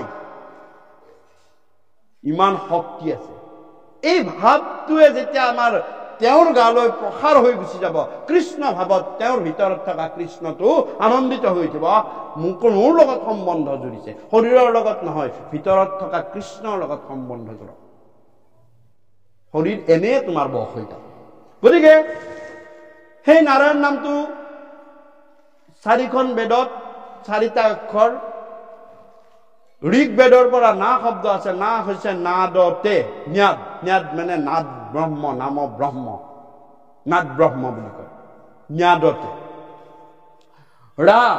ৰময়তে এইটো ঋক সাম বেদৰ পৰা আহিছে ৰময়তে সেইটো কীৰ্তনৰ কথা আছে আৰু 29 যিয়তে জৰ্জু বেদৰ পৰা আনিছে, জৰ্জু বেদৰ পৰা যিয়তে অন্তিষ্ট আনন্দতে, এইটো অথৰ্ব বেদৰ পৰা। নাদ ব্ৰহ্মত ৰমণ কৰি আনন্দৰে জীয়াই থকা যি তত্ত্ব, সেইটো হৈছে নাৰায়ণ তত্ত্ব। আকৌ এবাৰ মই কৈ দিছো, নাদ ব্ৰহ্মত ৰমণ কৰি, ৰময়তে উন্তিষ্ট জীয়তে আনন্দৰে, কেনেকে শুকাই নুকাই লিলিয়াই ঘেনিয়াই নহয়, আনন্দৰে ভিতৰৰ পৰা যেতিয়া আনন্দ আহিব, সেই আনন্দৰে জীয়াই থাকা। মোৰ লগত নাম আছে, মই কাক ভয় কৰিব আছো? মোৰ লগত নাম আছে, মই ভয় কৰিব নাই, মই মৃত্যুকো ভয় নকৰো। যাৰ ভয়ে চন্দ্ৰ সূৰ্য প্ৰবন সঞ্চাৰে, গতিকে মোৰ লগত নাম থাকিলে তুমি নিৰ্ভয়ে থাকিব পাৰিবা। নাদ পঞ্চননৰ কথা কলোৱে, শক্তি কিমান কথা কলোৱে। গতিকে লৈ এই নাদ নাম আৰু কৈছে কি, প্ৰথমে প্ৰণামো ব্ৰহ্মৰূপী সনাতন সৰ্ব অৱতাৰৰ কাৰণ নাৰায়ণ। ভগৱন্তই অসংখ্য অৱতাৰ ধৰিছে, সকলো অৱতাৰৰ কাৰণ সেই নাৰায়ণ তত্ত্ব। নাৰ মানে পানী, অয়ন মানে শয়ন। আৰু ও জীৱৰ তাৰ ও বেদৰ গুপুত বিত্ত নাৰায়ণ। এই বেদৰ গুপুত বিত্তটো কি? নাৰায়ণ। কৃপালুগুৰে কৈছে, মই বেদৰ গুপুত বিত্তটো উলিয়াই আনি প্ৰকাশ কৰি দিছো, তোমালোকে আৰু বেদ খুচৰিবলৈ যাব দৰকাৰ নাই। বেদ খুচৰি তোমালোকে পণ্ডিত কৰিব দৰকাৰ নাই। মই খুচৰি আনি মই দি দিছো, গীতাৰ পৰা এই শৰণ তত্ত্ব আনি মই ভাগৱতত সোমাই থৈ দিছো। তুমি নিলগাই গীতা পঢ়ি আৰু উস্তাদি কৰিব দৰকাৰ নাই। মই যিখিনি কৈছো ভাগৱতত আছে, যিখিনি গীতাৰ শৰণ তত্ত্ব তেওঁ আনি ভাগৱতত সোমাই থৈ দিছে। গতিকে কি বুলি কৈছে? জীৱৰ তাৰণ ৰাম দৈৱকীত হন্তে সাক্ষাতে ভৈলা বিদিত। তাৰপিছত কি বুলি ক'লে? জীৱৰ তাৰণ সেইটো নাৰায়ণ। জীৱৰ তাৰণৰো কাৰণটো সেই নাৰায়ণে। পচা দিলা নিজ যশ ধৰ্ম বিপৰীত। তাৰপিছত আৰু কি বুলি কৈছে? আৰু কি বুলি কৈছে জানে নাই? হেৰাম ব্যাস নিগদতি লুব্ধমতি শুনিও আনন্দে কৰ্ণপাতি দিও উপদেশ ঊৰ্ধ বা ভূয়ুচ্চ কৰি। ব্যাসে কৈছে, হে লুব্ধমতি মনুষ্য, হে লোভিয়া মনুষ্য, তোমালোকে কাণ পাতি শুনা, মই ঊৰ্ধ বাহু কৰি, মই হাত দাঙি তোমালোকক মই আশীৰ্বাদ মানে কথা কৈছো। শুনা, হাত দাঙি মানে তেওঁ দৃঢ়ভাৱে কৈছে, দৃঢ়। কি বুলি কৈছে? দেউ উপদেশ ঊৰ্ধ বা ভূয়ুচ্চ কৰি। এহি মানে মাত্ৰ মহামন্ত্ৰ। মহামন্ত্ৰ এটা দিছে আমাক, দুৰ্ঘোৰ সংসাৰ বিষহাৰী। যে সংসাৰৰ দুৰ্ঘোৰ সংসাৰৰ বিষ হৰণ কৰিব মহামন্ত্ৰটো কি জানা? নমো নাৰায়ণ বুলিও মুখ ভৰি। নমো নাৰায়ণ কব দিছে। কি কব দিছে? নমো নাৰায়ণ। তেতিয়া সংসাৰৰ দুখ হৰণ হৈ যায়। মাধৱ মহাপুৰুষে নামঘোষাতে লিখিছে এইবিলাক। আৰু কি কৈছে? অপৰাধ বিনাশন তজু নাম নাৰায়ণ। জানি নামে পখিলো শৰণ আনগতি নাহিকে মৰণ। অপৰাধ ক্ষমা কৰি তুমি দয়াশীল হৰি মুখ ৰক্ষা কৰিও চৰণ। চাও এই নাৰায়ণ নামটোৰ কিমান পাৱাৰ, কিমান কাম কৰে। সেই নাৰায়ণ নামটোক যেতিয়া লৈ মানে নামাভাস কৰিব ধৰিলে কি হল? হে ৰাম ভৈল সিটো বৃদ্ধৰ পুত্ৰতে আশকতি। হে ৰাম নজানিল আয়ু আশী ভৈল ক্ষমাপতি। নীলে কবয়স পুত্ৰ স্নেহে আলে জালে। নাশ গৈল জন্ম পাইলে ঘোৰয় অন্তকালে। হে ৰাম ভৈল আশী বিপ্ৰৰ মৰণ সন্নিহিত।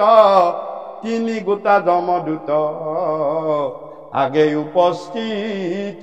আৰু 88 বছৰত তেওঁৰ মানে কি হল?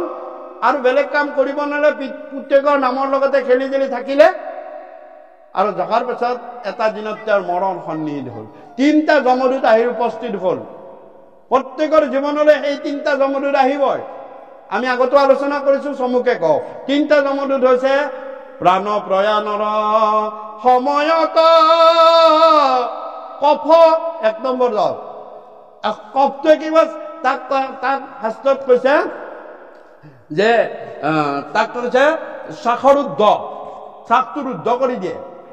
কফ বাত, অৰ্থাৎ বাত মানে এটা বিষ হয়, আঙুলি, ভৰিৰ আঙুলিৰ পৰা চুলিলৈকে বিষাব ধৰিব, এইটো 2 নম্বৰ যমদূত। পিত্ত, এটা ঊৰ্ধ্বায়ী গেছ পেটৰ পৰা ওপৰলৈ আহি বুকুখনত খুন্দা মাৰি ধৰে, পিত্ত। এইটো পিত্ত ৰোগ বুলিও কয়, পিত্ত গেছ বুলিও কয়, আমাৰ এইটো পিত্ত। কফ বাত পিত্ত আদি যত কণ্ঠ নিৰোধনে তোমাৰ স্মৰণ কথা। মুখেৰে একো ক'ব নোৱাৰো, চকুৰে ধোঁৱা কোৱা দেখি গৈছো, কাণেৰে ভৌ ভৌ শব্দ শুনিছো, কণ্ঠ নিৰোধেৰে তোমাৰ স্মৰণ কথাই প্ৰভু, মোৰ উপায় নাই, তোমাক মই স্মৰণ কৰিছো গজেন্দ্ৰ নিচিনা। গতিকে চাওক, এই তিনিটা যমদূত আহি যেতিয়া হেঁচা মাৰি ধৰিলে, হেঁচা মাৰি ধৰি জীৱবাস কৰিবলৈ লৈ ললে। হে ৰাম, ভয়ংকৰ দেহা যেন আংগাৰৰ পুঞ্জ, হে ৰঙা 2 চকু পুৰাৱে যেন গুঞ্জ, বক্ৰকাৰ মুখ মহা বিকৃত কুৰূপ, নাকদন্ত দুগুটা সমকে অন্ধকূপ, উচ্ছল দশনে আছে অধৰ কামুৰি, দেখিয়া দি দৰ যেন ধাতু গৈলয়ুৰি, মুক নিবে আইলে ইটো 3 যমদূত, পাইলে অন্তকালে ভয় লয় অদ্ভুত, কাম্পৈতনু অনাম দিজে তেজিলে কমল মূত্ৰ, হাঁ কৈক গৈলে মোৰ নাৰায়ণ পুত্ৰ, এতে কেৱল অন্ত দুটে ধৰিয়া বিপ্ৰক, হৃদয়ৰ পৰাই আনে আজুৰি জীৱক, মহাপীড়া পাই বিপ্ৰ হৈল অচেতন, দিলা আৰ্তৰাৱে লিংগ আইখ নাৰায়ণ, অৰাম জীৱ বাজ কৰি তাই তৰাই ভৰাই যাতন দেহাত, হেৰাম দিলে পিঠি ফাৰা বন্ধ কৰি 5 হাত, লগাই জুলস গলত চামৰ জৰি আনি, নৰকত পেলাইবে আজুৰি নেই টানি, হেহি বেলা 4 বিষ্ণু দূত ভ্ৰময় ঘোষে, কৃষ্ণৰ কীৰ্তন শুনৈ মৰণ তাৰ মুখে, তাকো পীড়া কৰৈ কোনয় অধমে, অধময় অবোধে, এহি বুলি হি জ্বলি গইলা 4 সিদ্ধ কোধে, মৰণতে ললে কনাম তাকো কৰে দণ্ড, হে ৰহ ৰহ চক্ৰে কাটি কৰো খণ্ড খণ্ড, আমাৰ প্ৰভুৰ নাম লইলে হুয়া ত্ৰাস, হেৰাম ভয় নাহি ভয় বুলি কবে তেজি লয় আতাস, ভকত কুপিৰৈ পাইলে পৰময়া পদে, প্ৰবন সঞ্চাৰে পাইলে 4 পাৰি সদে, হে চাৰ বিপ্ৰক পাৰন্তে আকৈ গেৰি, একোবাই বেলা গিলা দুট তাক হবে বেৰি, চাপৰ চুলাৰি কৰা কাতিৰ প্ৰহাৰ, চবৰৰ চুতে গাল ভৈল ভিন্দ তাৰ, ৰাম অগদাৰ কুবত বিকি ভৈল গোট গোট, হে নাম নমাৰি এৰিলা প্ৰাণে ভয় দেখাই বৰ, হাতৰ এৰায়া 3 দুটে দিলে লৰ। কৃষ্ণ।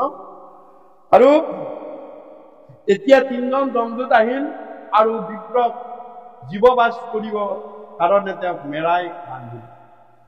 আৰু বিপ্ৰই এই যে নামাভাস কৰি আছিলে, মৰিবৰ সময়ত দেখিলে মোক 3টা ভয়ংকৰ যমদূতে হেঁচা মাৰি ধৰিছে, মোৰ এতিয়া জীৱবাস কৰে, আৰু তেতিয়াই নাৰায়ণ বুলি চিঞৰি, তেওঁ নামৰ অৰ্থটো পুত্ৰ হিচাপেহে লৈছে। আৰু যেতিয়াই নাৰায়ণ বুলি চিঞৰিবলৈ ধৰে লগে লগে তালৈ 4জন বিষ্ণুদূত আহি গ'ল। কেতিয়াৰ পৰা? যে যেতিয়াই বিপ্লৱ আৰম্ভ কৰিছে নামাভাস আৰম্ভ কৰিব।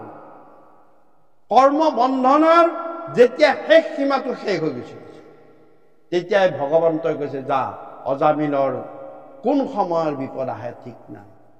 প্ৰভু বেচ্ছালয় বোলে মোৰ কাৰণে বেচ্ছালয় মন্দিৰৰ কোনো পাৰ্থক্য নাই।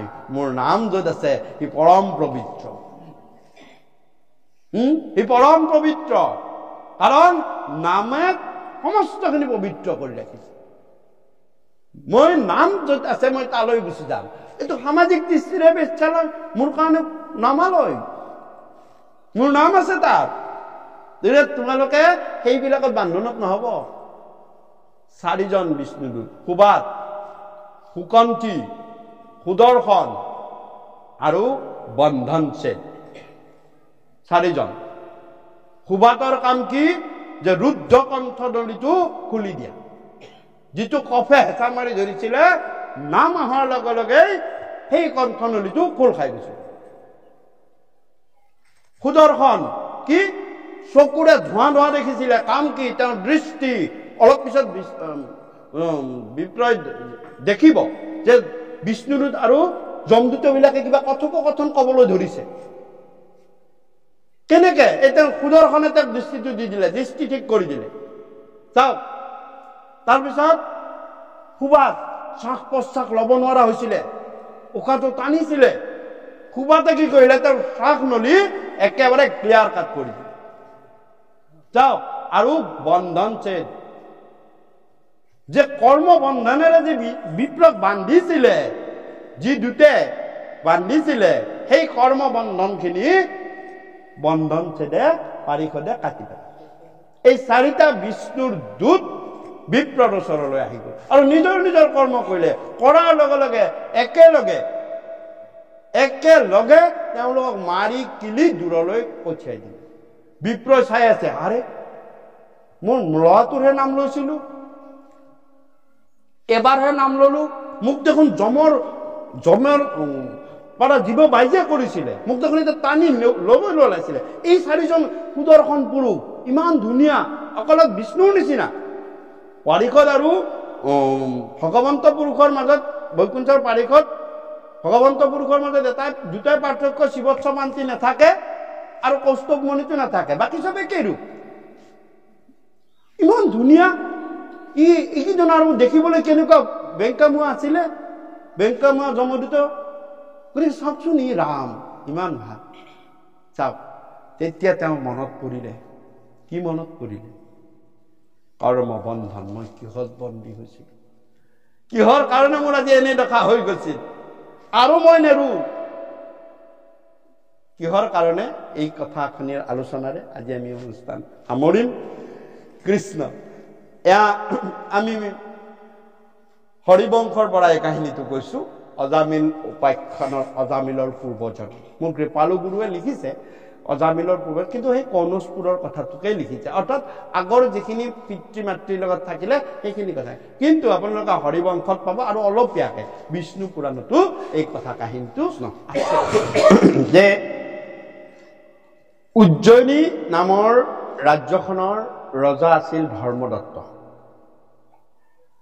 আৰু এই ধৰ্মদত্তৰ 2গৰাকী পত্নী আছিল।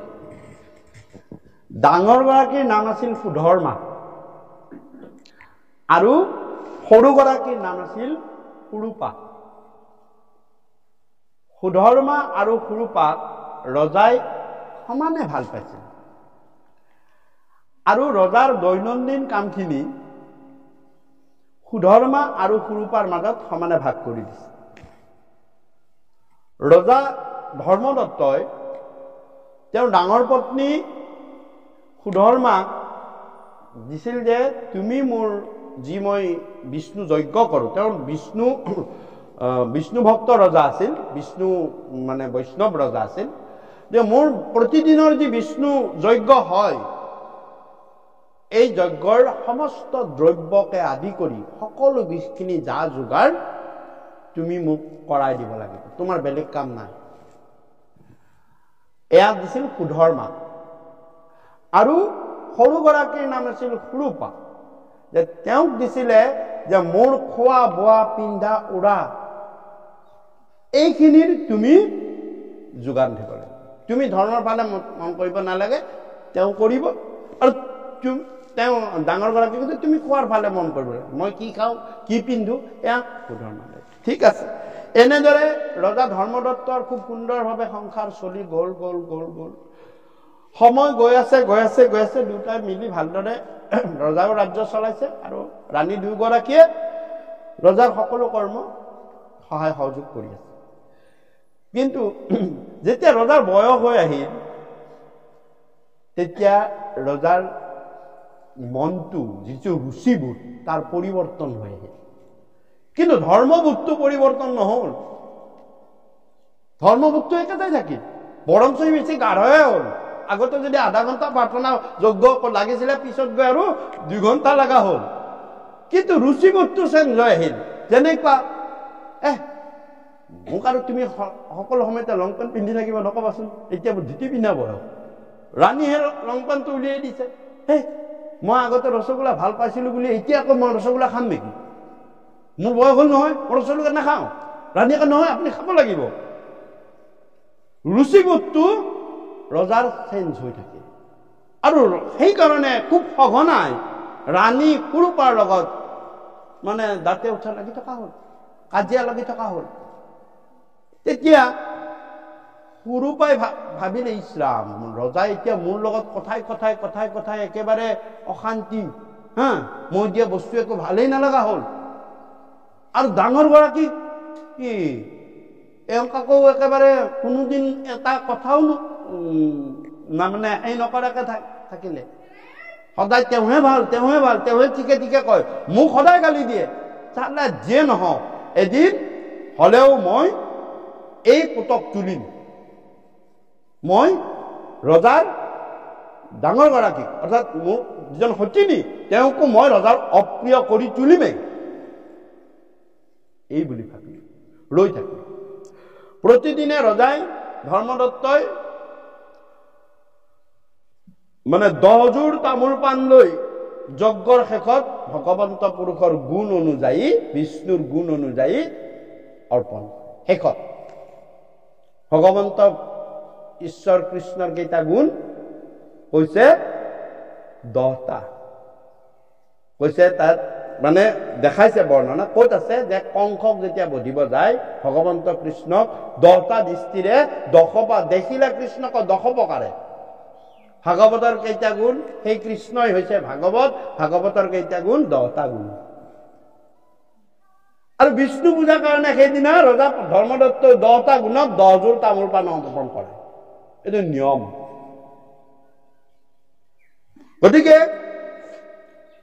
গতিকে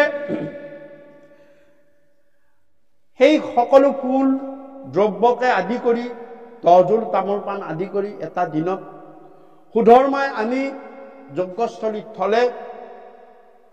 আৰু থৈ কিবা আলু অলপ আনিব লাগে, কটুকা আনিব লাগে ধৰকচোন, আনা নহল। তেওঁ অকমান আঁতৰি গৈ মানে কটটো আনিব গ'ল, বহা আসনখন আনিব গ'ল। আৰু ইতিমধ্যে সুৰূপাই জুমি চাই আছে, আজি সুবিধা পালে কামটো কৰিব। আৰু সেই ৰুমৰ পৰা দৌৰ মাৰি আহি এইখিনি সময়তে তাৰ পৰা খকমক কৰি উৰাকে ধৰি হাতত খামোচ মাৰি তামোল পাণ লৈ গুচি গ'ল। 9 যোৰ তামোল পাণ গুচি গ'ল, 1 যোৰ তামোল পাণ তাত থাকি গ'ল। যথা সময়ত ৰজা আহিলে, আহি নিজৰ যজ্ঞৰ আসনত ভগৱান বিষ্ণুৰ আগত তেওঁ বহিলে। আৰু সুধৰ্মাও আহিলে, আহি তেওঁৰ ওচৰতে বহিলে। ৰজাই এফালৰ পৰা মন্ত্ৰ উচ্চাৰণ কৰি হাত পাতে, সুধৰ্মাই লগে লগে বস্তুখিনি দি দিয়ে, হাত পাতে লগে লগে দি দিয়ে, এইটো কাম তেওঁ। ৰজাই অৰ্পণ কৰে, কৰি একদম শেষত মানে দেখিছে যে 10 যোৰ তামোল পাণটো থাকিব লাগে। ৰজাই হাত দিছে স্মৰণ কৰি, তাততো 1 যোৰহে তামোল পাণ আছে। ৰজাৰ খং উঠি গ'ল ধৰ্মদত্ত। আৰু সেই যজ্ঞৰ আসনতে বহি সুধৰ্মাক, ওচৰতে বহি থকা সুধৰ্মাক গালি দিলে, বেচ্চা নাৰী, ৰীতি নীতি পৰম্পৰা নাজানা তই বেচ্ছা নাৰী নেজানো ইয়াতে 10 যোৰ তামোল পাণ প্ৰতিদিনাই মোক লাগে তাৰ ঠাইত এযোৰ ক'ৰ পৰা আহিল এই বুলি গালি দিলে আৰু সেই যোৰাকে লৈ ভগৱন্তৰ চৰণত অৰ্পণ যজ্ঞৰ সমাপত কৰজোৰে সুধৰ্মাই ক'লে হে স্বামী আপুনি যি আসনত বহি মোক বেচ্ছা বুলি ক'লে এই কথা ফলিয়াবই কাৰণ আপুনি সাক্ষাৎ ভগৱানৰ আগত মোক বেচ্ছা বুলি পবিত্ৰ স্থানৰ পৰা গ'ল আৰু মই এই কাম কেতিয়াও কৰা নাই মই যদি সঁচাকৈ পতিব্ৰতা ধৰ্মপৰায়ণ ৰীতিপৰায়ণ আৰু কুলস্ত্ৰী হওঁ মই ইয়াত 10 যোৰে তামোল পাণ আনিছিলোঁ গতিকে যদি মই সঁচা হওঁ মোৰ নিচিনা বেচ্ছাতে আপুনি পতিত যাব লাগিব মোৰ নিচিনা বেচ্ছাতে আপুনি স্বামী হ'ব লাগিব আৰু হে স্বামী ইয়াত মই 10 যোৰে তামোল পাণ আনিছিলোঁ কিন্তু ইয়াৰ পৰা আপুনি এযোৰ হলেওতো পালে সেইযোৰে শেষ সেইযোৰ নিব নাপালে সেইযোৰ থাকিল আৰু মোৰ নিচিনা বেচ্ছাতে আপুনি 10টা সন্তানৰ জন্ম দিব লাগিব যি এটা তামোল পাণ পাই ভগৱানত অৰ্পণ কৰিলে সেই শেষৰ সন্তানটোৰ নামেই ভগৱানৰ নাম হ'ব আৰু সেই নামৰ কাৰণে আপুনি পিছৰ জন্মটো তৰণৰ উপায় পায় আৰু সেই কাৰণে 10টা পুত্ৰ বেচ্ছাৰ গৰ্ভত অজামিলে জন্ম দিলে আৰু শেষৰ নামটো নাৰায়ণ ৰাখিলে আৰু হে স্বামী মোৰ 2 নম্বৰ কথা আৰু 3 নম্বৰ মই জানো মই কেতিয়াও ইয়াতে এযোৰ তামোল অনা নাই ইয়াৰ পৰা 9 যোৰ তামোল কোনোবাই লৈ গৈছে যিয়ে ইয়াৰ পৰা 9 যোৰ তামোল পাণ লৈ গৈছে মনত ৰাখিব সেই গৰাকীৰ জীৱনত আপুনিও সেইগৰাকীও আপোনাৰ পত্নী হ'ব কিন্তু জীৱন আধা জীৱনহে তাই পাব আধা জীৱন মই পাম সেইকাৰণে সেই ধৰ্মদত্তই আহি অজামিল হ'ল সেই সুধৰ্মা নামৰ মানে ডাঙৰ পত্নী গৰাকীয়ে বেচ্ছা হ'ল আৰু যি কুৰুপা নামৰ গৰাকী আছিল তেওঁ গৃহত থকা গৃহপত্নী হ'ল অজামিল আধাতে এৰি থৈ গুচি আহিলে আৰু সেই বেচ্ছাৰ গৰ্ভতে 10টাকৈ সন্তানৰ জন্ম দি শেষৰ সন্তানটোৰ নাম নাৰায়ণ ৰাখিলে আৰু সেই নাৰায়ণ নামটোলৈ ইটো জন্মটো অজামিল তৰি লৈ গুচি গ'ল তাকে কৈছে কৰ্ম বন্ধন তুমি বন্ধনত হ'বই লাগিব অজামিল পূৰ্ব জন্মত তুমি কৰি আহিছা এই কৰ্ম তুমি এটা সতী নাৰীক তুমি যজ্ঞস্থলীত বেচ্ছা বুলি গালি দিছা তুমি তাৰ পৰা হাৰিব পাৰিবা নোৱাৰিবা সেই স্থানৰ পৰা তুমি যেতিয়া গালি দিছা তুমি সেই বেচ্ছাৰ লগতে প্ৰতিদ হ'ব লাগিব এইদৰে অজামিলৰ পিছৰ কথাখিনি আছে বাৰু আমি যমদূত আৰু বিষ্ণুদূতৰ কথোপকথন আছে যমে বিষ্ণুদূতক বহুত ধৰ্মৰ কথা কৈছে আমি আজি সময়ৰ প্ৰতি লক্ষ্য ৰাখি বাবা মাতৃ সমস্ত আমি পাঠ ভাগি ইমানতে এৰিব লৈছো বাপসকলে আজ্ঞা দিলে আমি অনুষ্ঠান ইমানতে শেষ কৰিম কি কয় বাপ এ হৰি নাম শুনা কবা সদ মহাভাগৱত পদ অৰাময় বিষয়ৰ পদে জন্ম নকৰিবা বৃথা কেতিখনে ধৰৈ কালে তাৰো নাই থিত আৰু কি মনুষ্য হইবা ভাৰত ভূমিত দেৱৰ বাঞ্ছনী ভাৰতত নৰকায়া হে পুণ্য বলে পাইলা ঈশ্বৰৰো ভৈল দায়া হে করা ব্যর্থে করা কেনে অবিক্ষয়ত ভুলে বেসা চিন্তা মনিয়ার যেন সার কাঞ্চ মূলে সুরাতক লবে তেজি মলয়া চন্দন আন দেব সেৱৈ তেজি দৈৱকী নন্দন। দৈৱকী নন্দন কৃষ্ণক সেৱা কৰাৰ বাহিৰে আন দেৱতাক সেৱা কৰাটো ভাগৱত গ্ৰন্থই কৈছে যে চুৰত মানে মলয়া চন্দন গাত ঘঁহিব বাদ দি চুৰত গাত ঘঁহি লোৱাৰ নিচিনা কথা। এই হৰিনাম স্মৰণে মাত্ৰ কজাক তৰয় সংসাৰ হেনয় সুহৃদ দেৱ হৈত পাইবাই আৰু পৰম সুহৃদ কৃষ্ণ ঈশ্বৰ সাক্ষাৎ প্ৰত্যেকে আচন্ত ৰহি সবা ৰহিয়াত এক চিত্তে টান চৰ এৰাম এক চিত্তে টান চিন্তা চৰণ কমল হেলয়ো নাম নাম মহা মৰণ সমল ঘোৰ পৰলোকে আৰু নাহিকে সহায় পৰম বান্ধৱ একে নামত বিনাই জানিয়া যতনে তৰিবাৰ কৰা কাম নিৰন্তৰে নৰে ডাকি বোলা ৰাম ৰাম জানিয়া যতনে তৰিবাৰ কৰা কাম নিৰন্তৰে নৰে ডাকি বোলা ৰাম ৰাম। কৃষ্ণৰ চৰিত পৰময় অমৃত আতপৰে নাহি আন কোটি কোটি যজ্ঞ জপ তীৰ্থ দান ৰেণু কোনোহে সমান। কৃষ্ণ গুণ নাম ধৰ্ম অনুপম আকাকাৰ কৰি ধৰা আন দেৱ ধৰ্ম দূৰতে তেজিয়া কৃষ্ণত ভকতি কৰা।